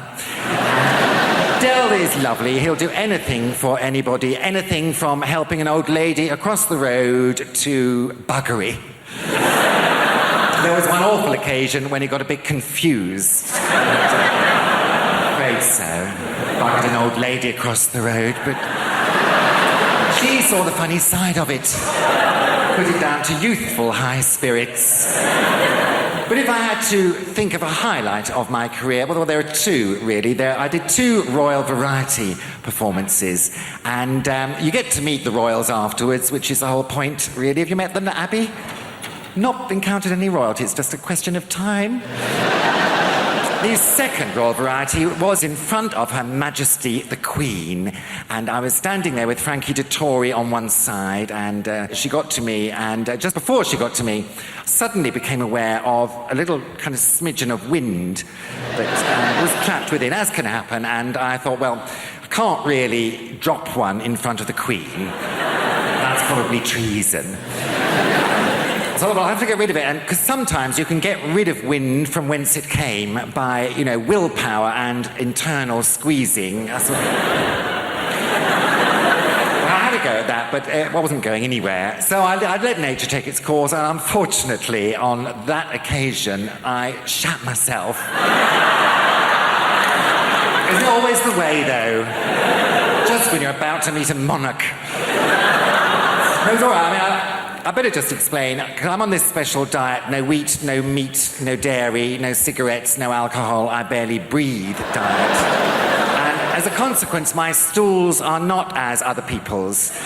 They're very, very compact, kind of capsule-type affairs, hardly any bigger than a Nurofen Plus. And fragrant, I might add, generally lavender-scented, sometimes with a hint of juniper. People use them as drawer fresheners. They will be on sale in the foyer as you leave. Make an ideal Christmas gift. And she said to me, "Oh, very, very good. Were you very nervous?" I said, "Oh, just a tad." And so I thought I'd better get rid of it, and I shook my leg like that, and it shot across the stage. Who should be over there but Dame Shirley Bassey? Well, she's a wise old bird, and she saw it coming, and she deflected it like that. It shot through the air. Who should be over there with her mouth open as usual but Claire Sweeney? And I'm afraid... Poor old Claire. She's been talking shit ever since.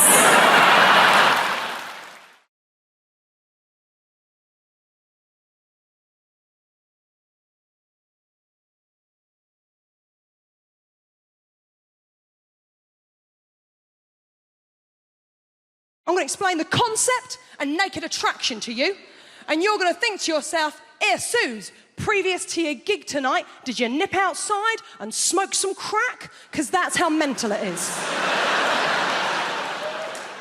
Right, Emma. A girl walks out on stage. She's like, I'm looking for a boyfriend.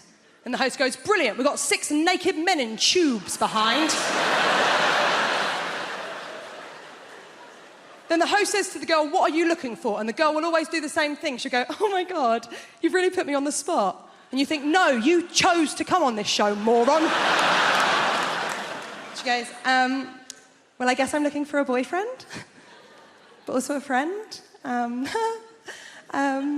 I really like going to European city breaks, maybe someone that likes travel. And I really like music gigs as well, so maybe someone that likes music. And I guess if I'm being really honest, what I'm looking for is love.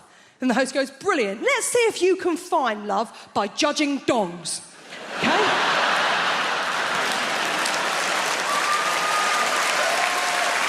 6 naked men in tubes! Okay? Now, Emma, there's a screen in front of all of them. Every round, the screen goes up a little bit more to show a little bit more of the naked body. Every round, one man gets eliminated until the end. She's got a couple of nudie fellas to choose from. Okay? Now, Emma, first round, screen just goes up to their knees. There's always one bloke who's got really rough feet. Really rough. Like he was an extra in The Hobbit. And he just never took the feet off afterwards, right? Now, she clearly looked at them feet and thought, well, them trotters ain't coming home with me, right? And you think, well, that's the end for him. Not the end. They don't shoot him. You think it's the end of the show for him, but it's not. It's not the end of the show, because he then has the indignity of the screen going the whole way up. So you see his penis and his face. Then he has the most awkward moment in television where he steps out of his tube, walks over to her and gives her the most uncomfortable hug you have ever seen. Where you can tell all he is thinking is, don't touch the lady with your dick. Whatever you do, don't touch the stranger with your dick. And then his sad little ass walks off stage. Now...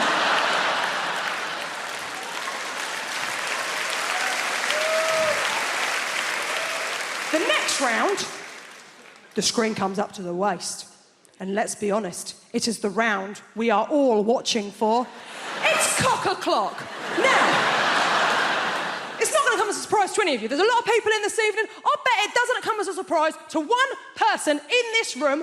I ain't seen many willies. I ain't seen many of them. I ain't seen many willies. I'm not a connoisseur when it comes to willies. I was straight for a month when I was 18. I don't have the wrists, okay? But even to me, even to the untrained eye, there was one that I was like, oh, there's something up with him. There was something just not quite right about it. They're not meant to have a corner, are they? Halfway through, it had like a proper corner. Now, she clearly looked at that one and went, ooh. She can't do that, can she? She's got to go work on Monday. She don't look like a bitch on TV. So instead, she has to do a little lie. Emma, see if you can see where she went wrong. She went, I'm going to have to get rid of number 4. Colonel Weird Dick. I'm going to have to get rid of number 4 because the way that he's standing, he doesn't really look like a very confident guy. And I'm only really attracted to really confident guys. And I thought, he has his penis out on television.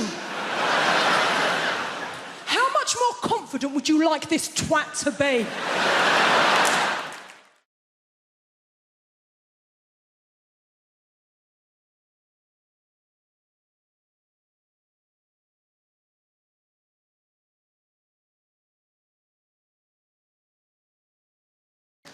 We just make shit decisions. Men make immoral decisions. We make irrelevant decisions. We make immature decisions. We make decisions when we don't even know there's a decision to be made. But you know what?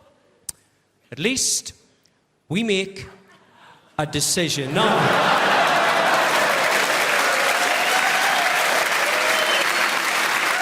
Yeah.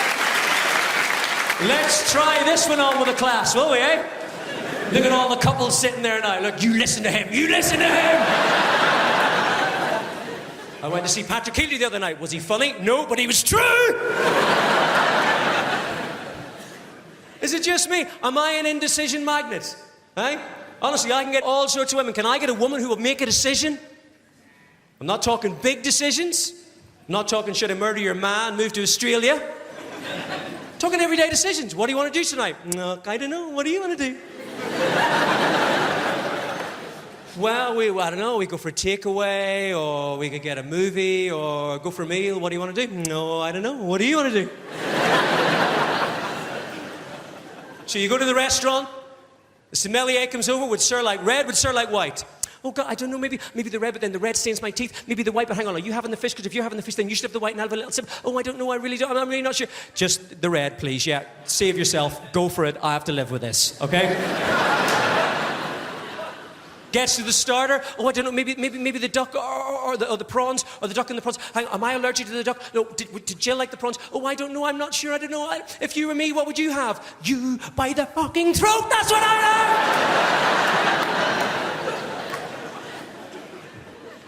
Girls, have you any idea how difficult it is for a man to sit in a restaurant, look across at the woman he loves, and think to himself, if I marry this woman, she's going to want to decide the name of my firstborn child. If I marry this woman and I'm unfaithful, she's going to decide whether to keep me in the house or make me leave and keep half my stuff. If I'm involved in a terrible accident and I'm on a life support machine, she's going to decide whether to keep me alive or turn me off. And I'm looking at her and she can't even make her mind up between the chocolate cake and the sticky toffee pudding. And do you know the worst thing about this? I'm looking at couples. I'm looking at couples now who women should now be turning to the men and going, oh my God, would I turn it off? Would I keep it on? Would I turn it off? Would I keep it on? And the only thing going through your minds, girls, chocolate cake, toffee pudding. Oh, it's a toughie, Paddy, it's a toughie. Ooh. Is the cake hot?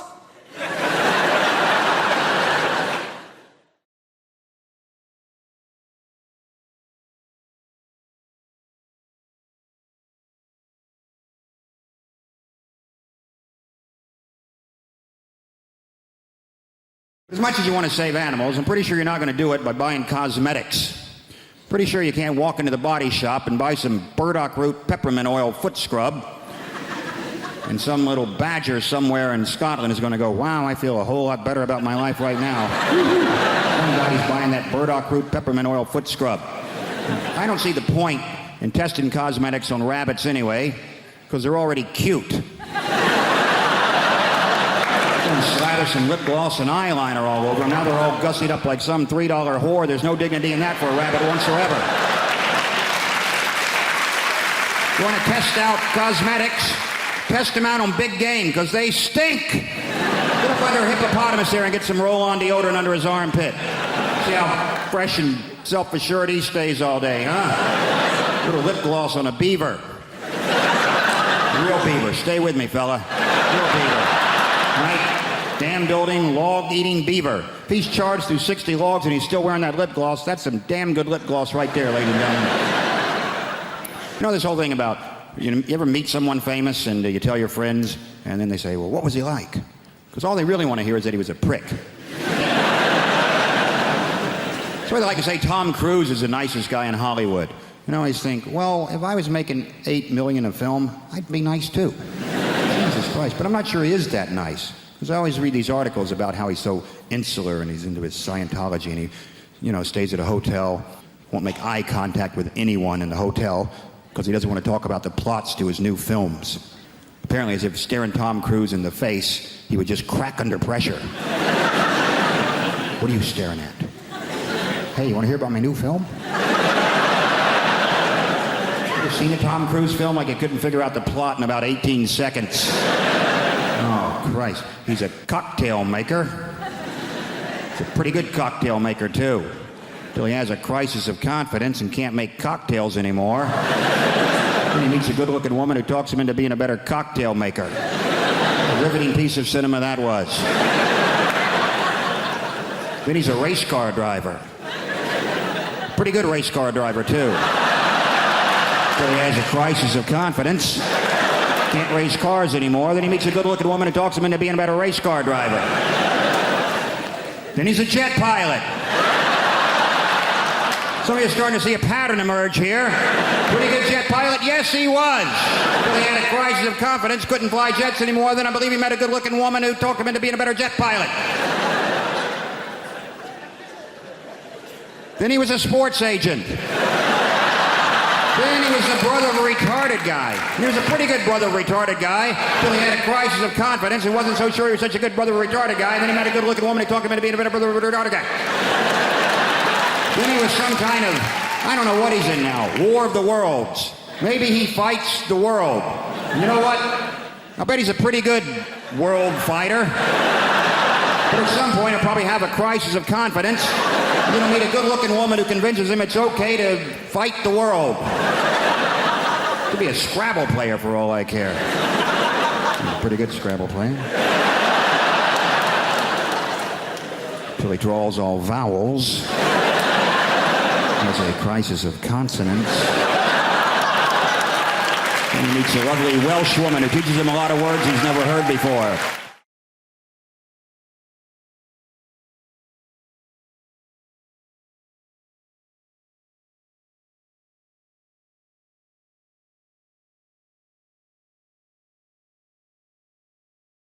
And I got mugged once, and I don't know if you've ever been mugged and fought back. I didn't, right? It was so scary. I was in Brighton. This bloke pushed me against the wall, went, "Give us all your money." I ain't got any money. I genuinely called for my mum. How pathetic's that?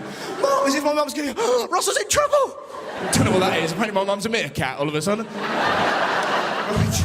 I went and I told my little brother about getting mugged. Did he care? No. It was sort of what happened, Russ? A little bit of wee come out. He got really angry. What'd you do that for? Like I'd done it on purpose. I'm not a toad. Didn't try and ward him off with my venomous piss. I didn't think you're under attack. Secrete, toad boy. Show him your powers. I've wet my pants. He offered me advice, genuinely. Well, you know you're a weed, Russ. Just use your brain. Next time, bamboozle the mugger. That was his genuine advice. But how'd you bamboozle anybody? Someone, give us all your money. Well, you say that. But what, my friend, is the opposite to opposite? Consider yourself bamboozled. Who's next? You like my credit card details? What colour does a Smurf go when we choke it? You know my name. They call me the bamboozler. Ridiculous. The worst superhero in the world. If I was going to have any superpower, I'd like the ability to make somebody orgasm just by touching them once. Not for sexual purposes. That would be amazing in a fight. Kill him!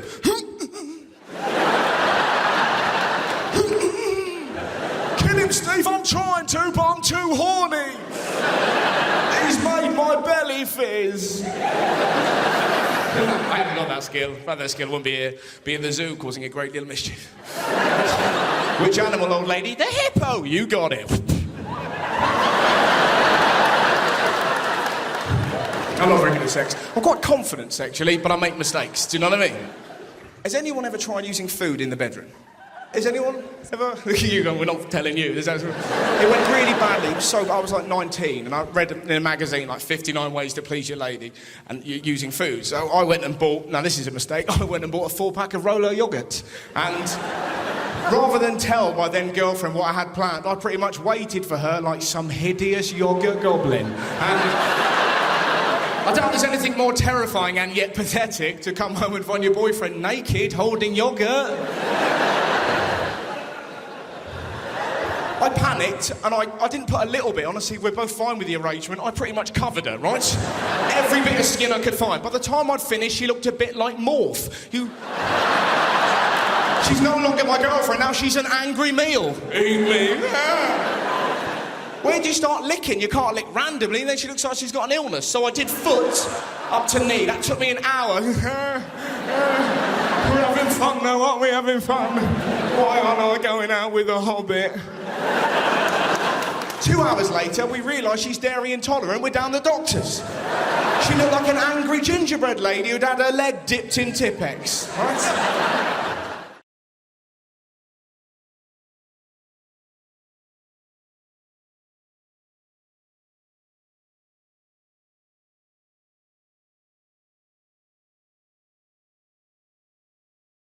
Now, let me just start by saying, well done to any parents who've made it here tonight. We got parents? Because here's what I've realised. If you've not got children, you're just here. easy, but if you're a parent, this is everything. This will have been in the diary for months. There'll be parents in here tonight, don't even care about the show. They're just enjoying sitting in the dark for a bit. That is like a spa day for some of them. I can see them now at the back just going, this is so good. Don't make me go back, John, don't make me go back. I get it, OK? I've got 2 young children. And my youngest one, Sophia, she's 5 now. I mean, I say she's 5. She's 3 when we go swimming. I'm not an idiot. 4 on a bus, 3 on a train. That's the system, isn't it? I'll be honest, she hasn't got a clue how old she is now, that one. She's so confused. Every birthday is a genuine surprise for all of us. Just this kid wandering round. How old am I today, then, Daddy? Depends what we're doing, darling, doesn't it? Have you checked the spreadsheet? You said Alton Towers. Right, well, getting that baby grow looks small, all right? Not paying 48 quid for you to go on some teacups, are we, mate? Come on. What does Daddy say? Well, get on board with the fraud. There's a good girl. Now stop talking, we're trying to breastfeed you. Listen! You go through that turnstile with a 5-year-old hanging off your tit, they ask no questions. I've got one, why does she have to bite me? But... so she's a great kid. There's just a lot of admin when your kids are that little. Have we got primary school teachers amongst us this evening? Great, I'm glad you're here, because I can direct all this venom at you. Because here's my problem. My daughter brings home stuff she's made every day under people like you. And I just want to say on behalf of all the parents here tonight, just stop it. We can't deal with it anymore. You don't see it at your end. You just keep sending it. Your carbon footprint is massive. It is. You might as well have driven an oil tanker into a family of puffins, you people. We'll never solve the climate problem with you involved, because it just keeps coming, doesn't it? And it's not arts and crafts anymore. It's emotional landfill. That's what it is. Because Gemma will say, oh, she's put a name on it, so we have to keep it. We don't. We don't. She's not Banksy. Get it in the bin, mate. Do you know what I mean? It's another picture of a sheep out of dried pasta, innit? We've had 4 this week. I tell you, no wonder there's a school meals crisis. Stop sticking it on paper and cook it, you morons. We'll feed these kids for years. I'm just envious of my parents now. Their lives are so simple. Like, they're retired. My dad loves being retired, mainly because he's paying the world back one day at a time for all the misery it's caused him. He sets his alarm 8 o'clock every morning, gets up, gets out into rush hour traffic. Just gets in everyone's way. That is a day out for that man now. Nowhere to go, nothing to do. Sometimes he'll even take the car. But, of course he takes the car. How else would you tow a caravan? But he's a great man. There's a man down here, so it reminds me of my dad, mate. Yeah, you don't look like him. It's just he's bitterly disappointed in me as well. That's fine. For everyone. He's called Roy, my dad, Apollo, which is a very manly name, isn't it? Like, people called Roy come out the womb already able to grout a bathroom. That's how hard that name is. He was born by caesarean section, my dad. I reckon the first thing he did was turn around to his own mother and give her a quote for the damage. Just came out with a pencil. That's all right. We'll plaster over that. Don't worry. See you next week.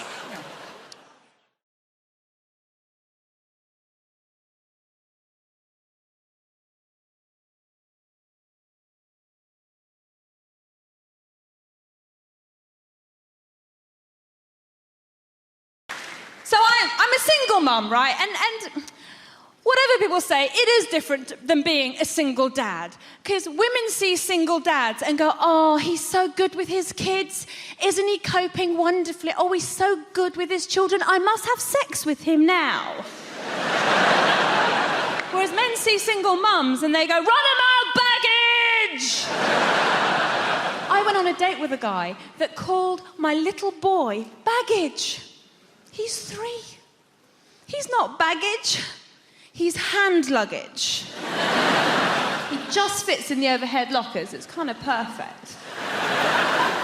Recently, my brother said, look, Shap, you've been separated for ages now. You really need to find yourself a new fella. Why don't you go on the internet?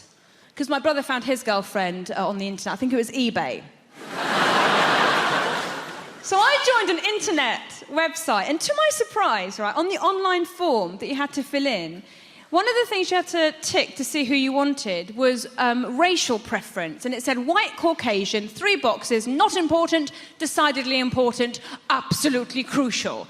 And I thought that's a little bit weird because your photo's up there in the first place, so you can just be racist in private. You know, why hurt anyone's feelings, right? So I want to show you this. I wrote an email to the administrator of this website. I wrote him an email, basically, in a nutshell, going, what are you on, mate? And he wrote back, going, the choices we provide on our matching algorithms, I had to look that word up, nothing to do with sex, are for our users to find the perfect match. They are in no way indicative of someone being racist at all. White, Caucasian, absolutely crucial. Right, so I wrote back going, shut up, a bit more coherently than that.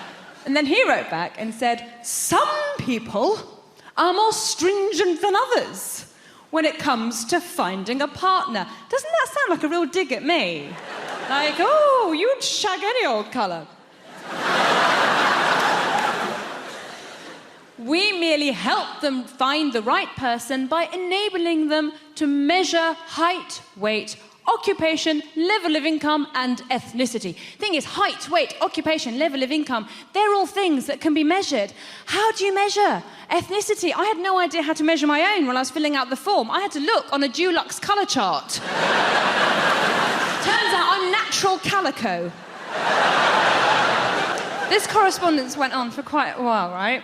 And tell me if you think I went too far. Eventually, I sent him a copy of the Nuremberg race laws. I'm not saying that this website is a Nazi organisation. I just think we should nip things in the bud at source. He wrote back to me and said, Dear Shappy, I've enjoyed our correspondence. I have now noticed your name is Shappy Corsandi. Might you be the same Shappy Corsandi I saw on the Michael McIntyre Comedy Roadshow?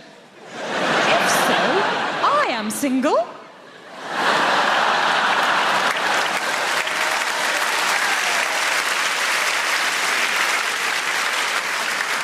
I wondered if you'd like to go for a coffee.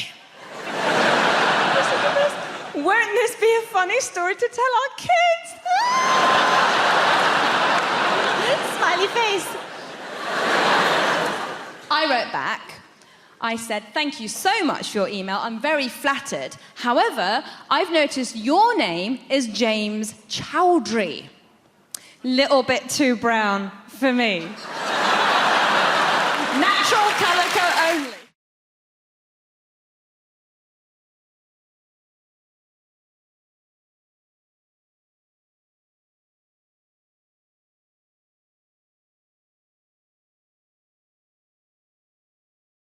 So I've moved house recently, and now I have a wife. Thank you. Thank you. I have a wife now. Have a wife now. I love saying that. I love my wife. I like that. Didn't used to like that whenever I'd meet a married couple, especially if there was a man in the situation. Didn't like it when he said, my wife. Always sounded so aggressive, so territorial. Ownership. This is my wife. She is my property. I own this woman. Oh, I didn't have to. Ooh, I'm not going to like saying that. But now, I own a woman. And I love to show off my property. I'm proud of my wife. She's one of my favourite things, apart from my outdoor pizza oven. No, I do like to say my wife. I should clarify this, but not for that reason. I like to say it because it took us so long to get married, right? Our original wedding date was on April 25th, 2020. Yes. And then somebody fucked a bat. And she caught me doing that and cancelled the wedding. It's a proper joke. 3 weddings cancelled. 3 weddings cancelled. Awful, very stressful. The first one, the worst, obviously, by far the worst. We got a call from our venue about 2 weeks before the wedding was supposed to happen, and they said, it's just not going to happen. We're cancelling all of our events. We're so sorry, right? It's about 2 weeks before the first national lockdown, they called us and said that. And that is devastating, to be told that you are not allowed to marry the person that you love most in the world. that you want to spend every single minute of every single day with. And then 2 weeks later, the government told us we had to spend every single minute of every single day together. And as we all found out, that is too long to spend with anyone. No matter how much you love them, you need a minute off now and again. It's done mad things to our relationship. We're basically the same person now. We share everything, especially since we've got married. Don't know if you know this, if you're about to get married, I'm going to let you in on something. You have to share everything, including, and I didn't know this was one of the rules, a Google Calendar. No one told me. I got a bit of a shock. 2 weeks after we got married, I was in a meeting with people at work that I didn't really know that well. Work people. Practical strangers. At the end of the meeting, we had to go round the table and read out what we had coming up in the week following so we could put a new meeting in. I announced to this room full of practical strangers that the following Wednesday I had my smear test.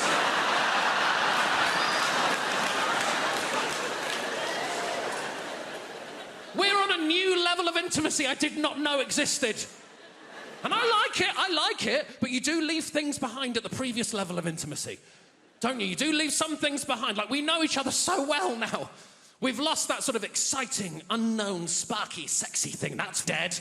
I'll tell you the moment that went, I know the split second. It was lockdown 1. It was in our bathroom. Our bath's directly next to our toilet. I needed a piss, so I just went for a piss. She turned round, looked me directly in the stream and said, "You need to drink more water."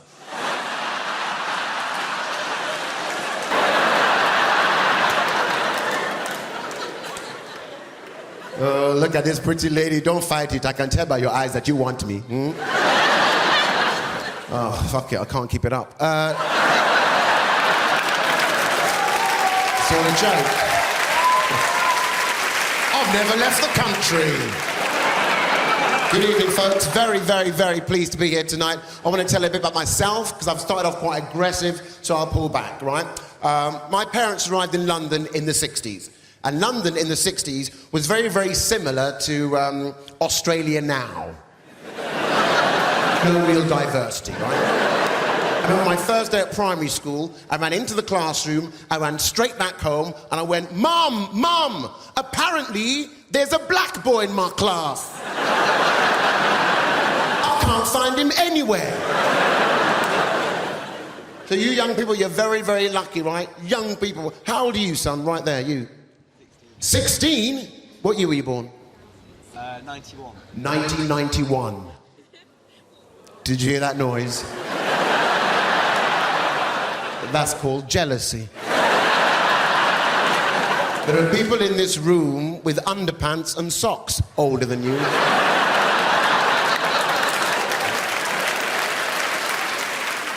Where are you from, child? Where are you from? London. London, big place. Scale it down. I'm not driving a minicab. Let's work together. Kilburn, North London, yeah. South London, representing. A lot of people know that I used to be a bouncer, which, if you didn't know, I imagine that's come as quite a surprise.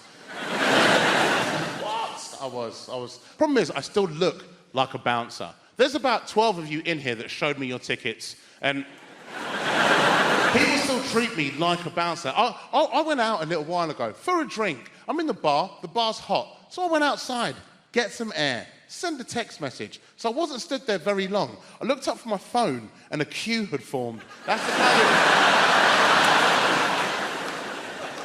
I had to learn how to be a bouncer while being a bouncer, which is like the worst place to learn how to do that job, especially when people think you can fight.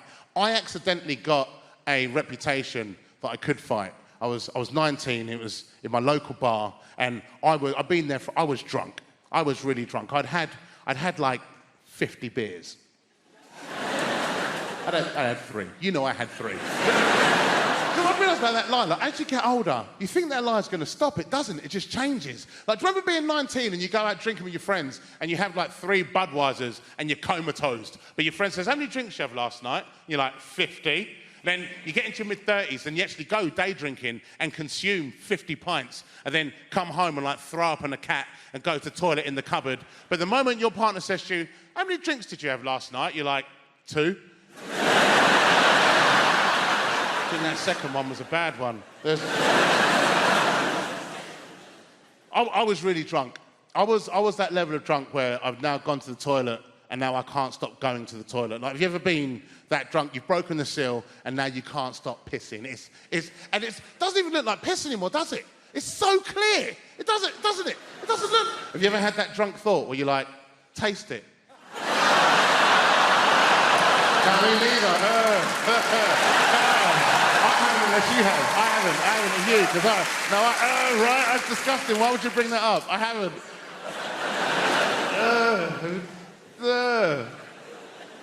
I was really drunk, and a fight kicked off.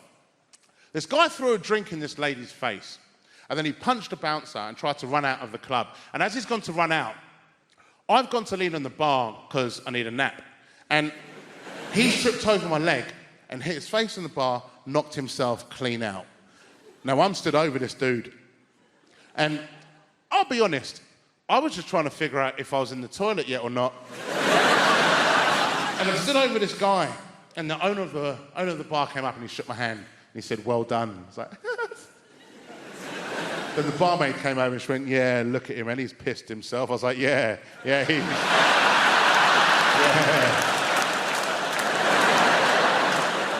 Yeah, he's definitely did that. There's a lot of misconceptions about bouncers as well. People think we know a lot more about star signs than we really do. Like, we don't. We just know that's how to catch you out, because I don't know, but I also know neither do you. And you always know who in the queue to pick, because you can see them practicing. We've all done it outside clubs when you're waiting to go in, going 3rd of the 8th, 94, 3rd of the 8th, 94. Then they get to the front and they're confident. And they hand their ID and you go, date of birth, please. You go, 3rd of the 8th, 94. You go, what's your star sign? I get shocked about what I get annoyed by. I get really annoyed by pizza leaflets. Everyone here in London, you get pizza leaflets through your door. I get 8 a day, sometimes more. I shouldn't bother them. I should pick them up, put them in the bin. But everyone that comes through, I go, it's like someone standing next to you all day long going, do you want a pizza? Fancy a pizza? Do you want a pizza? Fancy a pizza? No, I don't want a bloody pizza. I wouldn't mind if the photographs made them look tasty. But, it looks like someone's cooked a kid's painting, doesn't it? Another thing that annoys me, tea bags. Oh, God. Because they're not bags, are they? You can't put anything in them, you can't take anything out. That's the minimum you expect from a bag, isn't it? If someone said to you, can you hold my bag? And you couldn't put anything in it, you couldn't take anything out. It hasn't got handles, don't have handles, do they? You go, it's not a bag, it's a cushion. Should be called tea, sealed yet perforated paper cage. Suppose they can't fit that on the box, can they? I'd meet them halfway. Herbal prison of permeable mesh. I'm a reasonable guy. Another thing drives me mental. The self-checkouts at supermarkets. Oh, God. I come away from there. I don't not feel like a man. I don't even feel like a mammal. I feel like an amoeba when I come out of that place. Because nothing swipes, does it? I'm swiping, nothing swipes. OK, I won't have carrots this week. Then I can live without butter. The other day I was begging it to let me have a chicken. No, just have a chicken. Just a chicken. I was rubbing it, banging it, swiping it. I'm going to leave the money here and I'm going, OK? You do your worst. Oh, I hate coming out of that place. Yeah? I walk up there with 2 bags of shopping. I come away with a can of Coke and an apple. And for some weird reason, the apple's swiped. It hasn't got a sticker on it.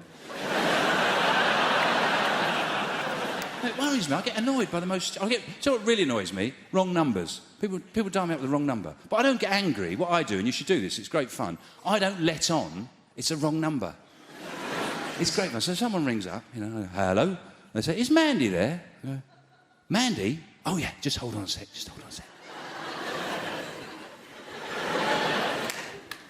Mandy!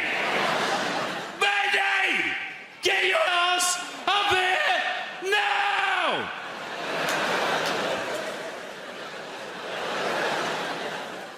She's just coming, okay? Give me a sec. I don't know who it is. Some wanker! What have I told you? Don't wear your shoes in the house.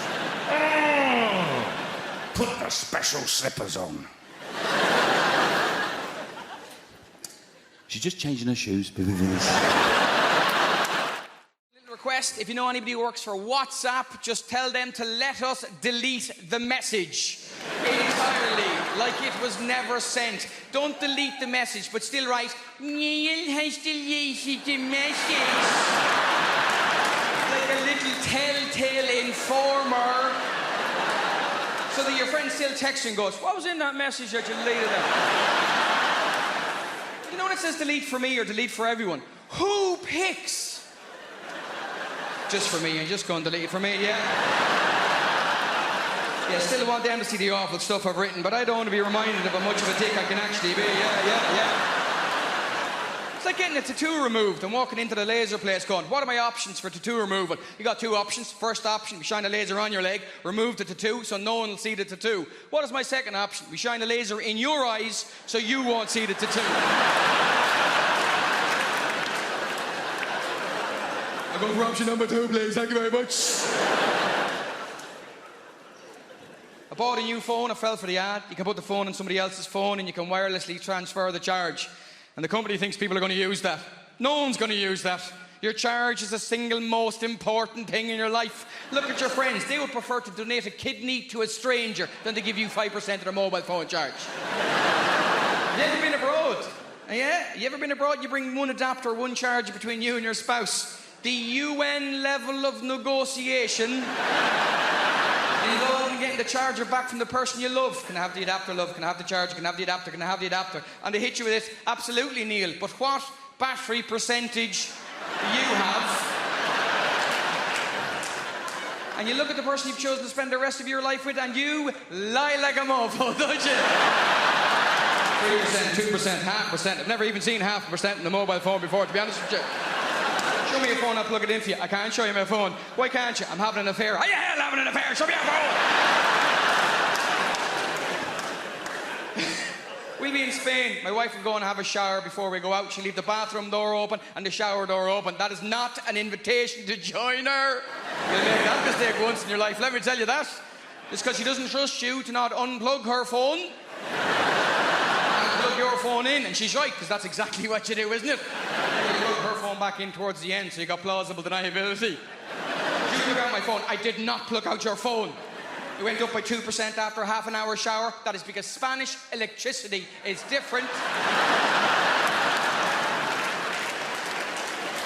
You plugged it in during the siesta, and the wires were asleep. That's how it works here. If I talk to you in the front row, hope you know I'm just messing. You get great answers. I said, a farmer at a gig once. I said, what do you do? He goes, I'm a sheep farmer. I said, I read recently sheep can recognise individual human faces. He went, well, as long as they can't give evidence, I should be. I had a South African man at a gig in Dublin once. I said, where are you from? Big blonde guy. He goes, Cape Town. I said, Cape Town is beautiful and warm and sunny. How did you end up in Dublin? He went, I got in the wrong container.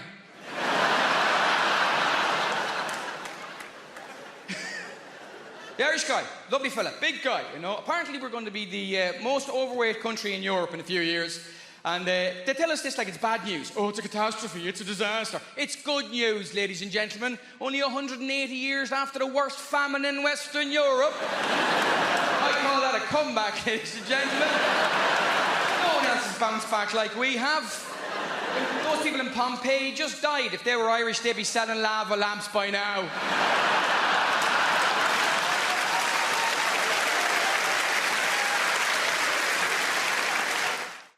Came to Britain in the early 80s. We were refugees long before it became fashionable.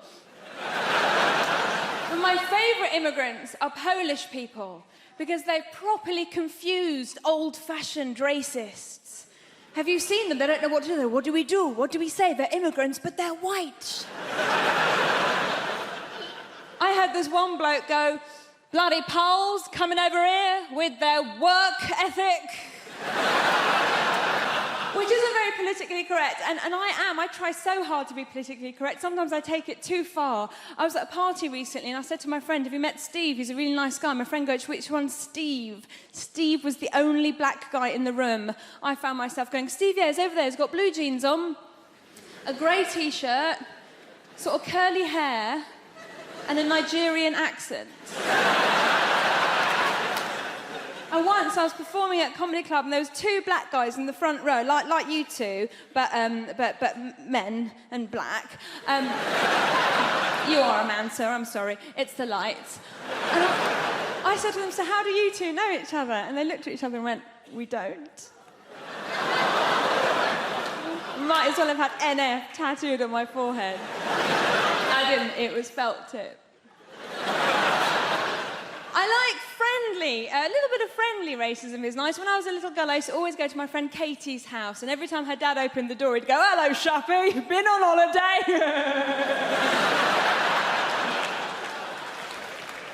So, I have a little boy, I have a baby boy, I'm a mum, and I'm looking at you, some of you are so young, I could be your mummy if I lived somewhere rural. Like a lot of women, I got to my 30s and I thought, I've got to have a baby now. Well, my mum's still young enough to look after it for me. And I went to all the antenatal classes, and this woman came up to me, one of the other mums goes, oh, how are you planning on losing your baby weight? And I was like, well, I was just thinking of having the child. And she was like, oh, I'm going to be a yummy mummy. I'm going to lose all my yummy mummy. That's just like a middle-class way of saying MILF. I was so happy when I found out that I was pregnant. And we had a scan and we knew that it was a boy. And people said to me, why did you find out the sex of your baby? Didn't you want a surprise? Well, it's going to be a boy or a girl, do you know what I mean? The only surprise would have been if it was a puppy. And there are no puppies in my family. There's one goat, it's not a blood relation. Thank goodness I have a child now. It was no fun being a broody Iranian woman. Every time I said to people, my body clock's ticking, they'd hit the ground.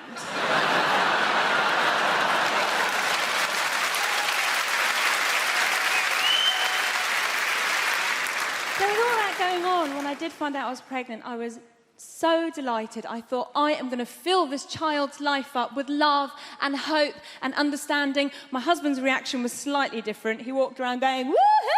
My soldiers worked! Easy! It's not his.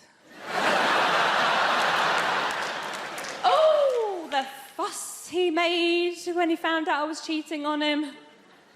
Only child. Can't share. My husband's English, he's from Nottingham, and a lot of people ask me if my husband's Iranian. And I go, well, he's not, he's English, but he's planning to convert. His family are absolutely lovely, and when they first met me, they kept going, oh, Shappy's so exotic, she's so exotic, which means foreign, but not in a way that we hate.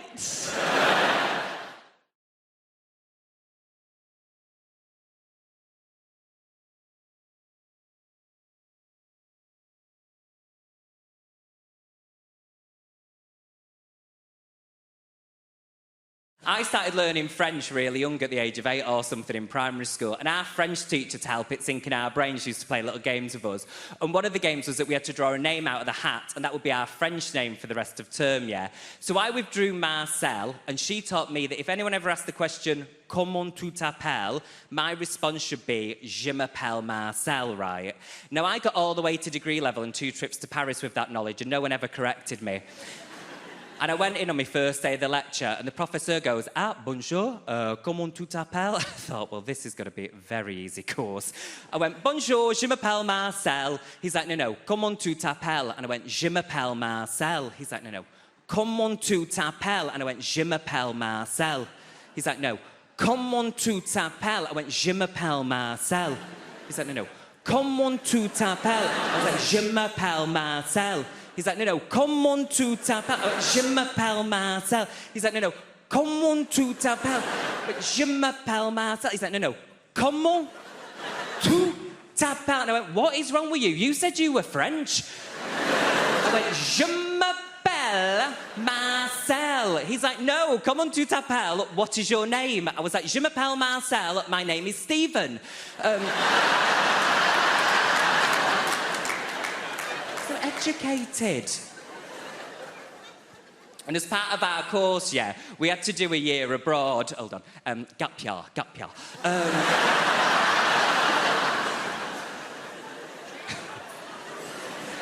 We did, Jimmy. We had to do a year abroad, right? So I moved to the south of France for a year, and I'm dating myself with this reference, I do know. But I thought it would be like a Hilary Duff film, right? Do you know where I'd like move to the south of France, get a job in a little boulangerie, fall in love, move into the guy's chateau, and never have to come and perform in Hammersmith? Do you know what I mean? And me and my friends all had a bit of a dream. Like my friend Kate, she's married to a guy now called Florent and lives in Nice. That was my dream, bitch. My friend Sam got with a guy while we were there, and his name was Nicolas. And I even got with a guy while we were there for one term, and his name was Kevin. It wasn't even Kevin. I went all the way to the south of France and found the only guy from Stockport. Just called me Sally Webster.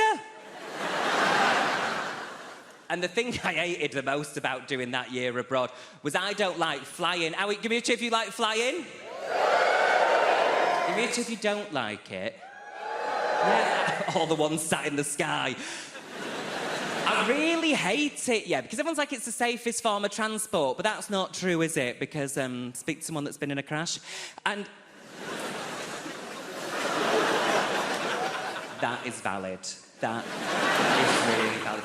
And I've had to find my way of getting round it. You need hints, tricks, don't you? So my therapist said you just need to sit on the plane doing this. I get thrown off the plane if I do that, Julie.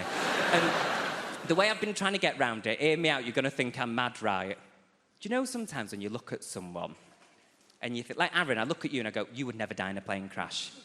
You've got that kind of face, you know, it's like, you're not going to go that way. Whereas some people, they've got that face where it's like, have you already been in one? And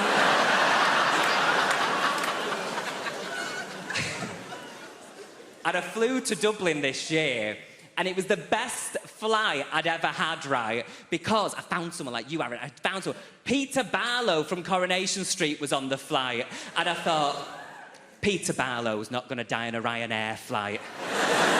He's already been through too much.